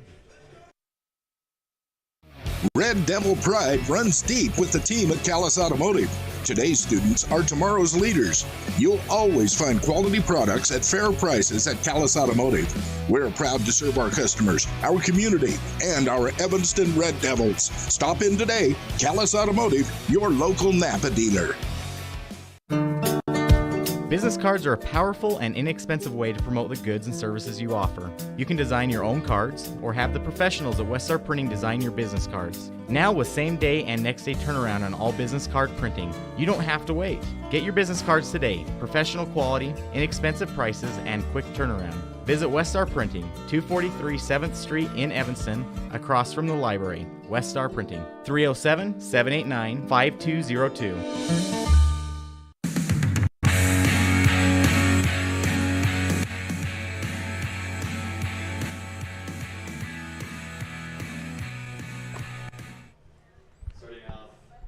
So Jason Jones staked to a 6-0 lead as we go here to the 6th inning. 6 runs, 8 hits, no errors for Pocatello. No runs, 4 hits, and no errors for Cheyenne. And Cheyenne will start from the top of the order here in the 6th inning to Foya, McAnally, and Romero, as the first pitch from Jones is up high, ball 1. Jones, another one of those guys who's headed off to play college ball. He's going to go to Dawson Community College. A couple others of his teammates are headed off to Dawson as well, including Cody Mortensen, another pitcher on the staff. The 1-1 pitch. That's going to be driven to center. Up on the ball comes Evans. He'll have to play it on a hop. So leadoff single here in the 6th inning for Mason Tafoya, his first hit of the game. It's a real nice piece of hitting there from Tafoya. Line drive right back up the middle as he gets on base. And this is what Cheyenne needs. They need base runners. They're down 6. And like we said, with the way this tournament's going, you don't want to be on the loser side. So here's Coulter McAnally. Single and grounded out, 1 for 2. The 1-1. Breaking ball, misses inside, ball 1. Staking Jones to a lead like this, you have to feel fairly confident about it. This kid has had a lot of leads this year, and he's brought the win home, so to speak, as the next pitch is a ground ball toward the hole. Backhanded there by Vaughn, goes the short way to get the force out at second base. Another real great play over there by Vaughn, as that was deep in the hole. Calmly makes the play, picks it on the backhand, turns, fires to second with the short route to get Tafoya out at second base. Another great play. You even mentioned he had to double clutch. He didn't get the ball out of his glove cleanly and still was able to record the out. Here's Julian Romero. Doubled and flew out to left. He also has 1 hit in the game. As he hits the ball in the air toward the gap in right center field, Evans giving chase toward the gap, and he is going to bounce off the wall. Here comes McAnally. He turns and heads for home. They'll let him come in all by himself as it's an RBI double by Julian Romero. It's a great swing there by Romero, his second double of the game, as it looks like he is locked in after we mentioned he wore the collar yesterday. Romero looking much better. So 2 hits in the inning. And here's Corey Williams, who also has 1 hit. He singled back in the first as he hits the first ball foul. The reason why you have to feel fairly confident now with a 6-1 lead here in the 6th inning is Jason Jones led all pitchers in high school baseball in 2023 in wins. So he knows what it's like to run that final distance and bring the ball home for the victory. As that pitch misses outside, and it's 1 ball and 1 strike. I do like, for the most part, that he's going straight after these hitters with that big lead. You know, it's going to happen against the Cheyenne team. It's a good lineup. You're going to get hit around if you're attacking, but you have that big lead, and understanding that, hey, they'll hit into outs too. That's right, and stay aggressive. As the pitch is over, it's 1-2. I mean, he's got the big lead from being aggressive. Now stay aggressive and hold on to the lead. Ball and 2 strikes on Williams. Romero with a walking lead away from second base. Vaughn sneaking in behind him. Now he'll back off to his position, but Jones sees the movement behind him and instead will back off. Yeah, you don't win a tournament like this or even get to a tournament like this by not being an aggressive baseball team. Playing passive in baseball is usually never a good thing, is when things start to go bad. Now the 1-2, swung on and missed. Ball up, got Williams to chase it. Second out of the inning. So really good pitch there from Jones. About chest high with a fastball. Real tough to lay off that one. Not a big strikeout day for Jones. That's only his 3rd of the day, but probably more importantly, he has not walked anybody this afternoon. Yeah, Jones got to be real careful here with Swain. Swain has the power to cut this lead to 3. He's 0 for 2. He's grounded out and flew out to left. Jones looks back at second, and the first pitch to Swain. Little off-speed breaking pitch. Tried to nibble off the corner, but missed, and it's 0-1. That seems to be the scouting report on Swain. Watched him a lot last week. As a lot of teams start him off. First pitch breaking ball. Jones ready again. He's going to spin and go back there with Davis sneaking in behind the runner. But Romero able to get back to the bag. 2 outs in the inning, trying to keep Romero honest. Don't want to get too big of a lead and allow him to waltz into home plate on a base hit. Here's the 1-0. Misses down low again. Ball 2. 2 balls and no strikes.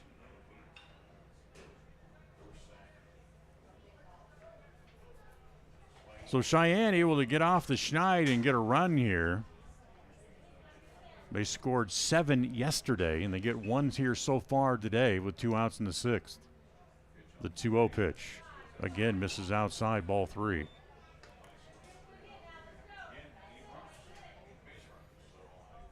Anderson, the catcher, waiting on deck. Be interesting if he has the green light here. He's not gonna get a pitch to hit, as kind of the intentional walk as Swain heads down to first base. That's his first base on balls allowed today. And, that's not the worst thing in the world with 2 outs and that runner on second base. The base was open. You don't want to bring more runners on base because, someone runs into one, it's more runs scored. But also don't want to give in to the top of this order. You want to force other people besides McAnally and Swain to beat you. So here's the catcher, Anderson, who's 0 for 2. Struck out and lined out. And the first pitch to Anderson goes right back to the breaking ball and drops it on the inside corner. That tells me after spotting a breaking ball like that, it's definitely an intentional walk. I was just thinking the same thing. There was no way they were going to give in to Swain and throw him a strike. The 0-1. It's foul and it's 0-2. Which is good lineup management by Jones, though. Knowing where you're at in the order, who's on deck, who's next, who's after that, and how you can navigate your way through this. So the state leader in wins for the state of Idaho goes 0-2 here on Anderson. Jones ready, and the 0-2 pitch. Breaking ball hit up the middle. That one's by Vaughn into center field. Here comes Swain around third. He will come in to score as the throw bounces over the head of Knowles, but comes through to the catcher.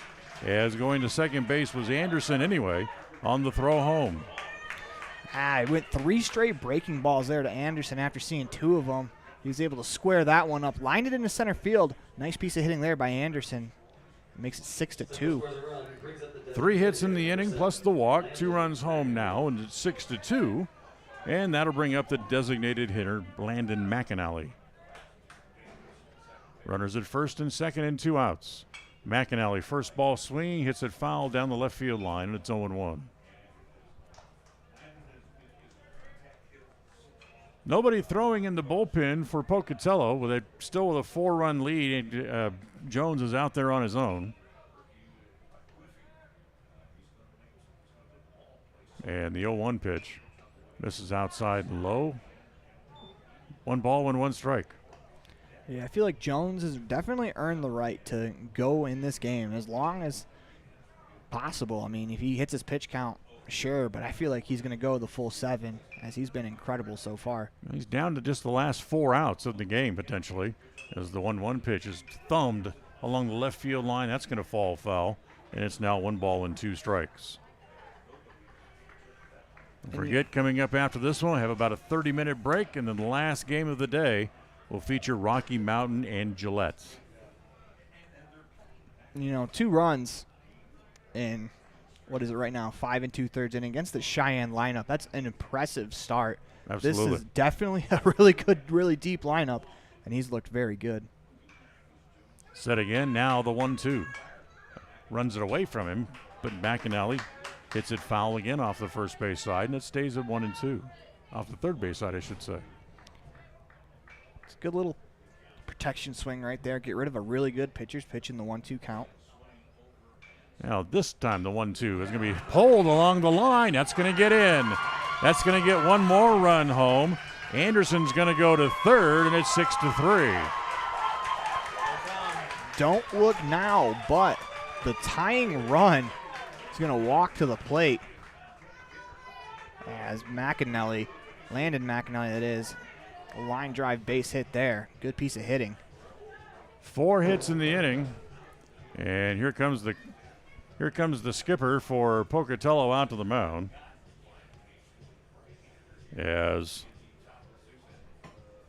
Nick Sorrell, who was the head coach at Highland High School, comes out to talk to his right-hander, who's done a heck of a job through 5 2/3, but here with 2 outs in the 6th has kind of hit the wall. Or maybe the wall has hit him, has allowed 2 runs on 4 hits here in the inning. He's attacking with a 6-0 lead coming into the inning. I mean, you had to imagine that. It's probably wishful thinking to think that you're going to shut Cheyenne down the entire game, not allow a single run and shut them out. They're a really deep offense, as we keep mentioning. But, I mean, now 6-3. They're within 3 runs, tying run at the plate. Now you got to be a little more careful, a little more selective with your pitch selection to Nolan Horton. And people are just now going down to the bullpen, as I believe that is Ryan Foltz who's getting up and starting to manipulate his arm, and he better start to get going a little bit quicker, as there's another line drive hit into left field that'll score another run. Horton singles to left. That's the 3rd run of the inning. Well, this little rally here by the Sixers is guaranteed one thing in the 7th inning. They're going to get the top of their order up. Depending on what Coates does, it's where they start in the order next inning, as it doesn't look like the Sixers are done yet. That tying run now on first base. Let me correct myself. It's the 4th run of the inning. It's 6-4, and the potential go-ahead run now at the plate, as they've batted around as Coates comes to the plate. Coates is 0 for 2. He's grounded out and struck out. So the right-hander Foltz now starts to get work with a little bit more intensity. As the ground ball to Foltz is hit up the middle, Vaughn has it, feeds second in time for the out. But Pocatello, Cheyenne sends 9 men to the plate. 4 of them come home to score on 1, 2, 3, 4, 5 hits total in the inning. As we'll go to the bottom of the 6th inning, and all of a sudden we got a ball game on our hands again. It's Pocatello 6, Cheyenne 4 in this AA Northwest Region Baseball Championship game, brought to you by Signature Real Estate Group here in Gillette, and it's all on mylocalradio.com. They say the 3 most important things in life for many people are their faith, their family, and their high school sports. And not necessarily in that order. Advertise where you'll get noticed. Call My Local Radio and become a sports advertiser today. Ready has provided safety and excellence in industrial construction and support services since 1982. From insulation and scaffolding to paintings and coatings, our crews are standing by to assist with new construction, maintenance projects, facility shutdowns, and more. Contact us today to ensure your assets are protected and functional. Interested in joining our team? Visit ReadyUSA.com. We are ready.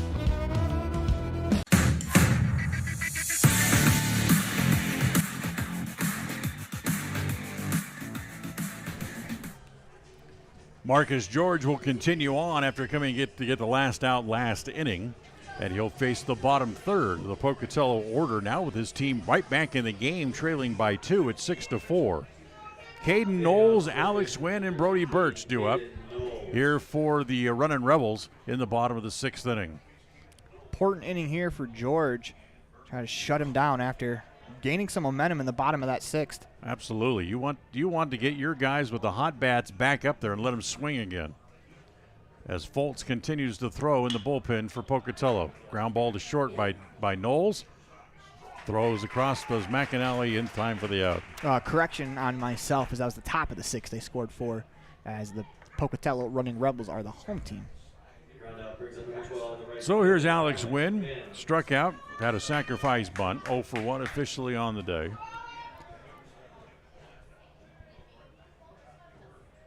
And the 0-1 on the way. That's a pull fair inside 3rd as Wynn pulls it inside 3rd and will stay at first base as Romero gets on it in a hurry. And so it's just a 1-out single for Wynn. That's his first hit of the game. Real interesting. Sometimes late in the game, they'll pinch the corner infielders closer to the line to try to protect against doubles. But a good job by Romero preventing a double as he gets the ball quickly, turns, fires it in. 9 hits in the game now for each side. And here is Brody Birch, who takes the pitch outside, ball 1, 1-0. 1 out here in the bottom of the 6th. And for Cheyenne, down to their last 3 outs, they will start from the top of the order in the 7th inning after batting around in the 6th. George holding, still holding. Waiting, and now comes home. And the pitch again floats outside, ball 2. I'm not sure Wynn is the guy who's going to be trying to steal second base here in this situation anyway. If it was Vaughn standing over there, I might say, okay, you might need to be careful. But I'm not sure Wynn is that kind of guy. the 2-0. Hit foul into the screen by Birch, and it's 2-1. Well, I think George understands the importance of that run at first. You want to just make sure that you are looking at him in a 6-4 ball game. Maybe 6-0, you don't check the runner as much, but now that the lead has shrunk, you don't want to give up that insurance run to make your job in the bottom or the top half of the 7th even harder. Ready again, and the pitch runs away from him, and it's outside, ball 3-1. Yeah, So now, go ahead. George kind of struggled with the slide step there. Mechanics look a bit off. This is not that you ever want to walk a guy anyway, but certainly you don't want to put two guys on base and flip the lineup over and have Vaughn come up with 2 on and 1 out in the inning after you just get back in the game as your team gets off the mat and gets 4 runs for you. Here's the 3-1 on the corner for a strike. And the count goes full 3-2. Now, let's keep an eye on first base and see if they try to start win and stay out of the double play potentially with only 1 out. Alex with a pretty good lead as George will step off before coming home. Yeah, seems like George is thinking along the lines as us as he steps off, forces the runner back. Again, Wynn out to a pretty good lead. George coming home. He does not go, and it's ball 4. Well, I did not miss by much. It's a really good take there at the plate by Wynn. As he took that with confidence, too, as he was discarding the bat fairly quickly after the ball got to the plate. Just the 3rd walk issued to Pocatello hitters today. We'll go back to the top of the order again, and now here's Jace Vaughn. Vaughn's 3 for 3. And we got a balk, and it's going to move both runners up. That is a big play in the game. I have never seen so many balks in one day. And here comes the head coach for Cheyenne out to the mound. I don't think he's seen that many balks in a day either. And he's see if he's going to bring a hook with him or if he's going to make Marcus George stay out there. Seems like one of those conversations to calm his pitcher down. He got a bit jittery there from the stretch and balked. As those are 2 big runners standing in scoring position. As your teammates score 4 in the bottom, you can't allow them to double the lead here. Now, here's why if you're Vaughn, you want to get those 2 runners in. You lead by 2, and you're going to head to the bottom of the 7th inning. If you can get these 2 runners in at the absolute minimum, you go to the bottom, the 7th inning with a 4-run lead. That way, a grand slam home run will not beat you. The best they could do is tie the game, and with 1 out, they're going to roll the dice, and they're going to not pitch to Vaughn, who has 3 hits in the game. They're going to walk him intentionally and take their chances with Luke Davis with the bases loaded and only 1 out. Yeah, Luke Davis only has 2 hits in the game, so they're going to try to pitch to him as this is a very precarious situation. So only 4 walks issued to Pocatello today, and the first pitch to Davis is inside, ball 1. Yeah, the only reason why I hesitate to think about walking Vaughn there is that you possibly bring up the chance of Sorrell coming to the plate. Yeah, if you strike out Davis, then you have to pitch to Serrano with the bases full. You're right. The 1-0. That's on the corner. It's 1-1.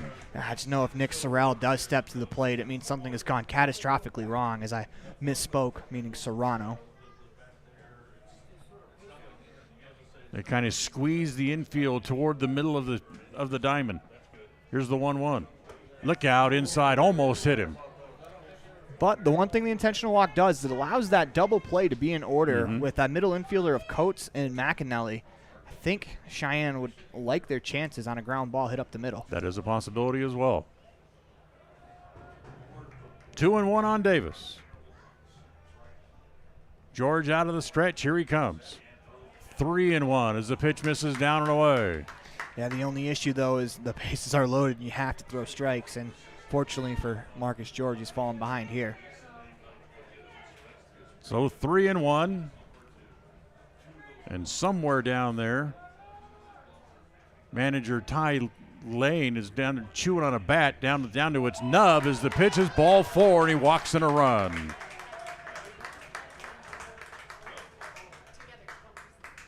So wind will come in as everybody moves up 90 feet. Birch moves to third, Vaughn to second, and Davis heads down to first. And now here's the aforementioned Martin Serrano with the bases loaded and 1 out. Serrano's lined out, walked, and had a scoring fly ball that he put Horton up against the center field wall to finally collect his fly ball as the first pitch misses outside.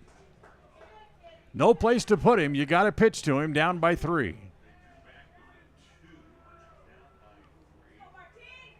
Here's the 1-0. As Serrano takes again, ball 2. 2 balls and no strikes. Oh, not a fun situation to be in as Caden Anderson's going to go talk to him. You're behind 2-0 to Serrano, who already in the game, they fell behind him and they just walked him. Can't do that here, though. So they go out to talk to Marcus George, the pitcher. Just to try, you can't get things slowed down much more than they are right now. As here in the bottom of the 6th inning, they've slowed down to a glacier-like play pace anyway.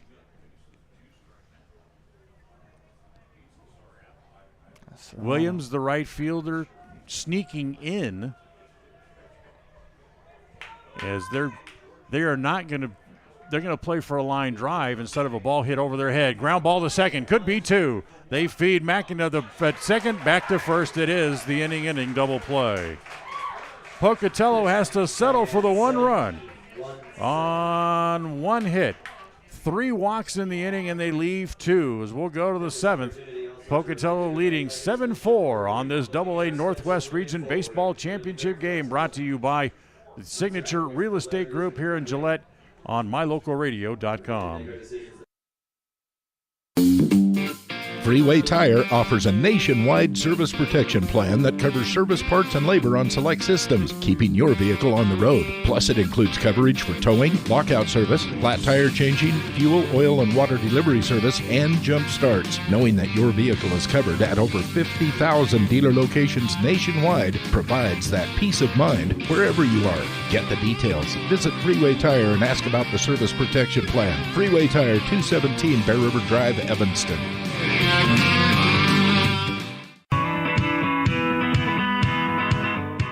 Western Wyoming Beverages has been proudly owned and operated in Wyoming for over 50 years, providing reliable service, friendly staff, and the nation's top beverage products, including Pepsi. We always strive to be the premier business partner for our customers. Western Wyoming Beverages services Rock Springs, Green River, Jackson, Evanston, Kemmer, Pinedale, Wamsutter, Big Piney, Mountain View, and Lyman. Go Red Devils!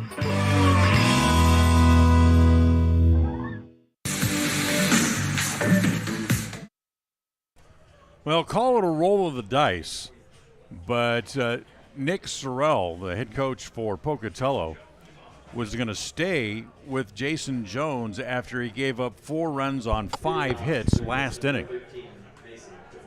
So, figuring that the state leader in wins this past year has earned it, he sent him back out to the mound. And the first pitch to the top of the order, Marcus Tafoya, is over for a strike, and it's 0-1.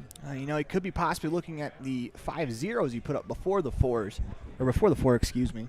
The 0-1 pitch is up high, and the count evens at 1-1. I think also this is a little bit of tournament management. Maybe if this was the last game of the tournament, he might go somewhere else, but trying to only use 1 arm here today. As a breaking ball hits him.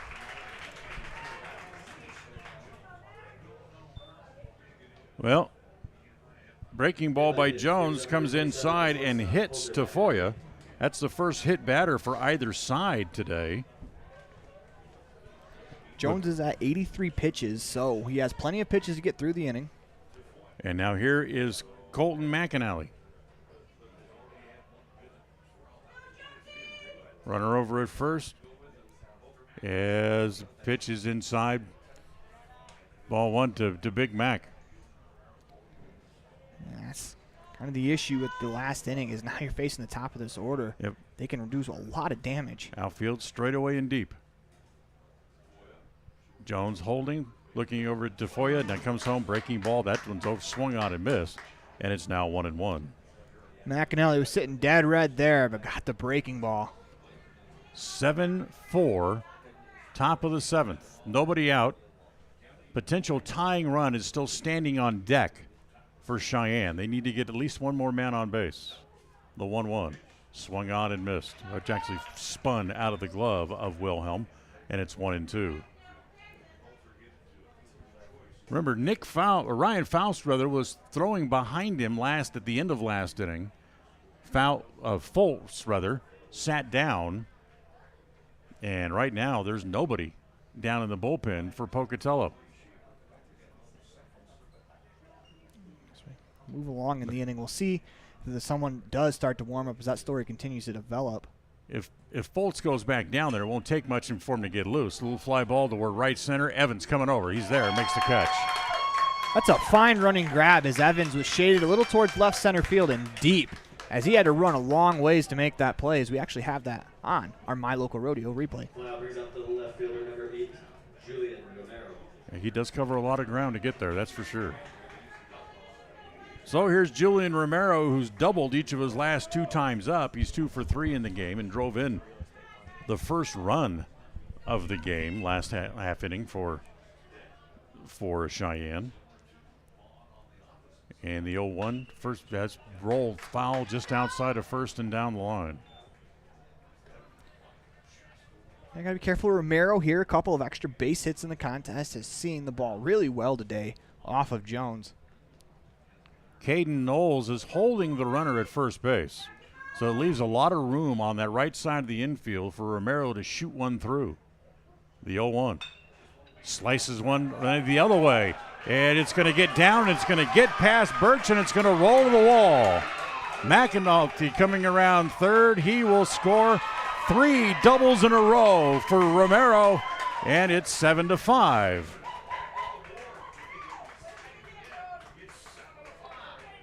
Wow, brings the tying run to the plate as the cleanup hitter. Good piece of hitting there as he has just played pepper with the gaps today. Julian Romero. Look down to the dugout. Nobody moving down there yet. Nobody moving down toward the bullpen. So here is Corey Williams, who had 1 hit back in the first inning. First pitch is lined into right field. That's going to be a base hit, and that's going to roll all the way out near the wall before Wynn can cut it off. Here comes Romero, and it's a 1-run game. Take a look at that. This is just a great piece of hitting. He lines one into a wide open space.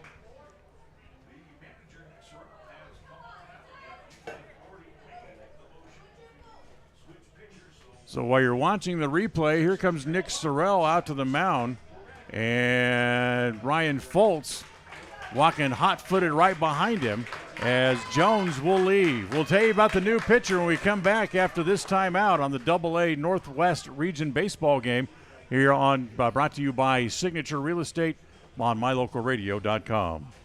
Do something good for yourself. Give your home a new look. At Kazine's Furniture in Evanston, their friendly staff will help you make your home a peaceful and beautiful place to be. Comfortable furniture, appliances, artwork, lighting, and accessories work together to create an enjoyable and inviting atmosphere in your home. Make your living and sleeping space a wonderful place to be. With brands like Serta, Ashley, GE, and more, visit Kazine's Furniture at 941 Front Street in Evanston.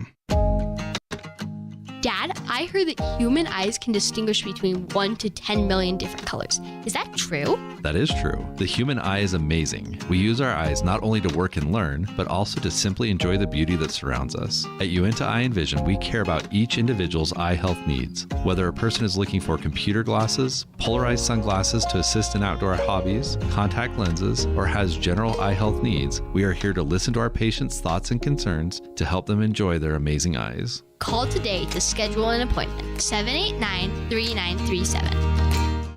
You're invited to come in and visit with the team at Cash Honda Yamaha in Cache Valley today. Our customers are our friends. If you haven't ever been in, stop in today. We'd love to get to know you. If you haven't been in for a while, stop in and let's get caught up. And if you were here yesterday, come back again soon. You always have an open invitation to visit the crew at Cash Honda Yamaha, where our customers are our friends, on US 91 between Logan and Smithfield.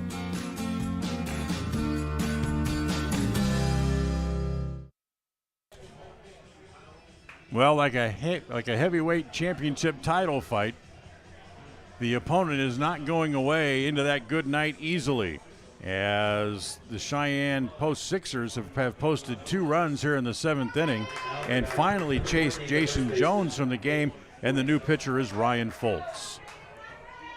Yeah, we told you it's going to be a good one, and we weren't lying. Tying runners at second base with 1 out. Here's Hayden Swain. First pitch to Swain is up and in, ball 1. And Swain jackknifing out of the way of that pitch. Outfield still playing very deep. The 1-0. Hit foul off the end of the bat. It's 1 ball and 1 strike. Swain today walked his last time up, but he's 0 for 2 officially. He's grounded out and flew out.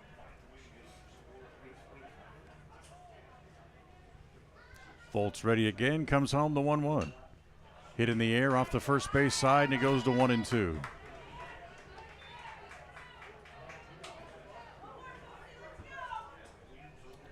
To steal the line from Vin Scully, not only is Pocatello still alive, they are well now as they trail by a run here in the top of the 7th inning. As that pitch misses outside and the count evens at 2s. It's a real good 1-2 spot right there. Just off the plate away. See if you can induce a chase. Foltz ready again. Checks back at second base, the 2-2. Again, outside. Nice backhanded save by Wilhelm and runs the count full, 3-2. Pocatello is able to hang on to this one. Mark that down as one of the underrated plays of this game, as that could have brought the tying run to third with 1 out. Here comes the 3-2 pitch. It's high, ball 4. Not only is the tying run on base, but now the winning run is on base as well, and it'll bring up Caden Anderson. Anderson is 1 for 3, has an RBI single. He struck out and lined out. Jones went 6 1/3, gave up 11 hits, walked 1, struck out 3, and hit a batter, but you can't close the book on him officially yet because the runner at second, Williams, still is his responsibility. And the first pitch is hit on the ground to Vaughn. He goes to second for 1. Back to first. It is a double play in the game.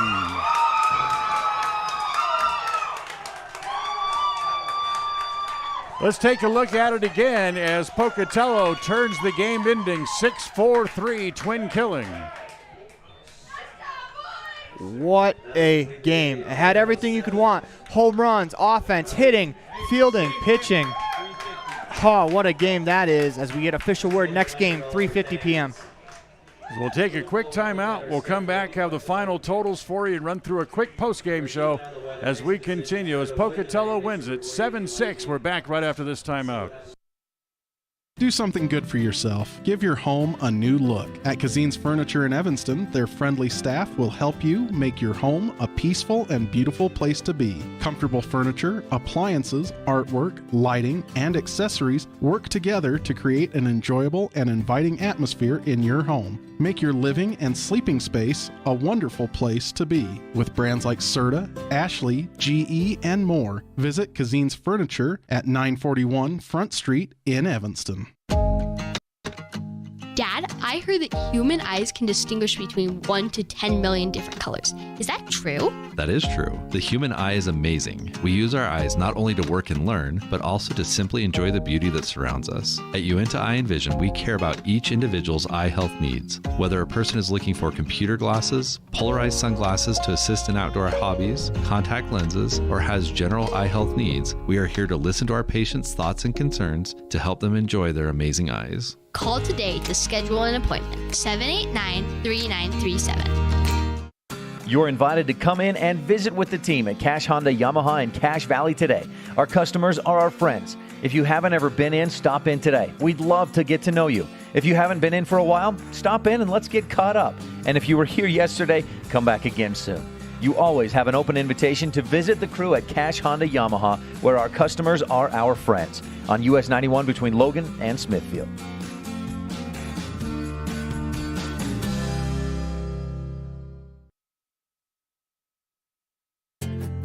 From one corner of the state to the other, over 82% of Wyomingites wear their seatbelts. And to the 18% who don't, we say, let's buckle up for life, Wyoming. Get a degree or certification, earn your high school GED, get job skills, become CPR certified, or use our free 3D printers and tools. These are just a few of the opportunities available at Uinta BOCES number 1. Call 307-789-5742 to learn more.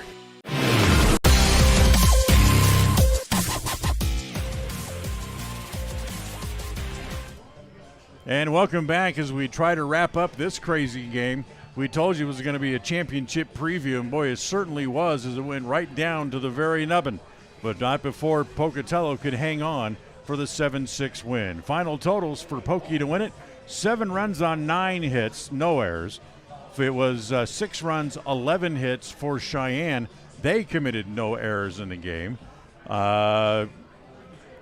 Cheyenne left a total of 6 men on base, while Pocatello left 5. The winning pitcher in the game was the starter Jason Jones, who led Idaho in wins this past school year, as he picks up another one here today, but really had to rely on his friends to help him, as the loss will go to Bradley Feeser, who was knocked around a little bit, gave up a total of 4 runs, all earned over 3 2/3. That's our Jimmy John's Freaky Fast recap for today's game.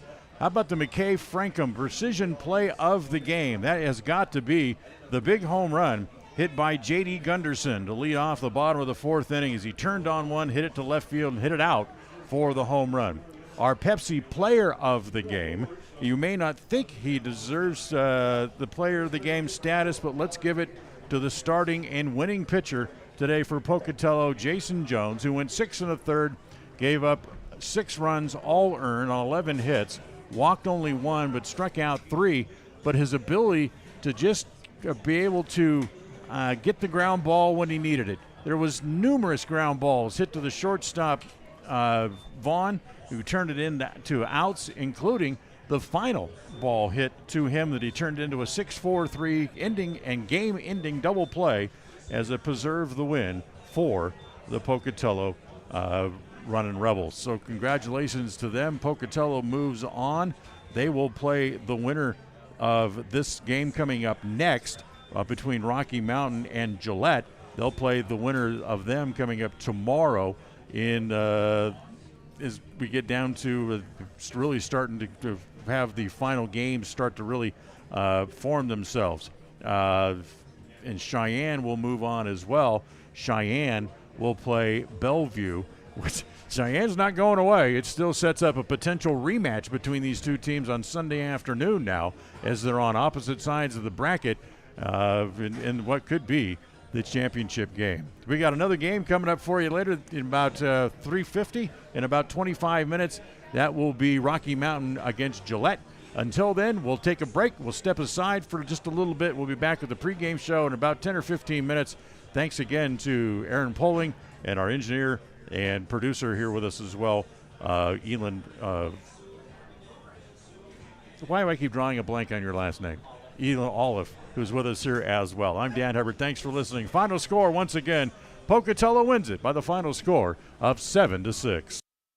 The proceeding has been a wholly owned production of MyLocalRadio.com and Cook Brothers Broadcasting, LLC. No portion of which may be used or rebroadcast without the express written consent of Cook Brothers Broadcasting, LLC. Thank you for joining us for this sports presentation on MyLocalRadio.com.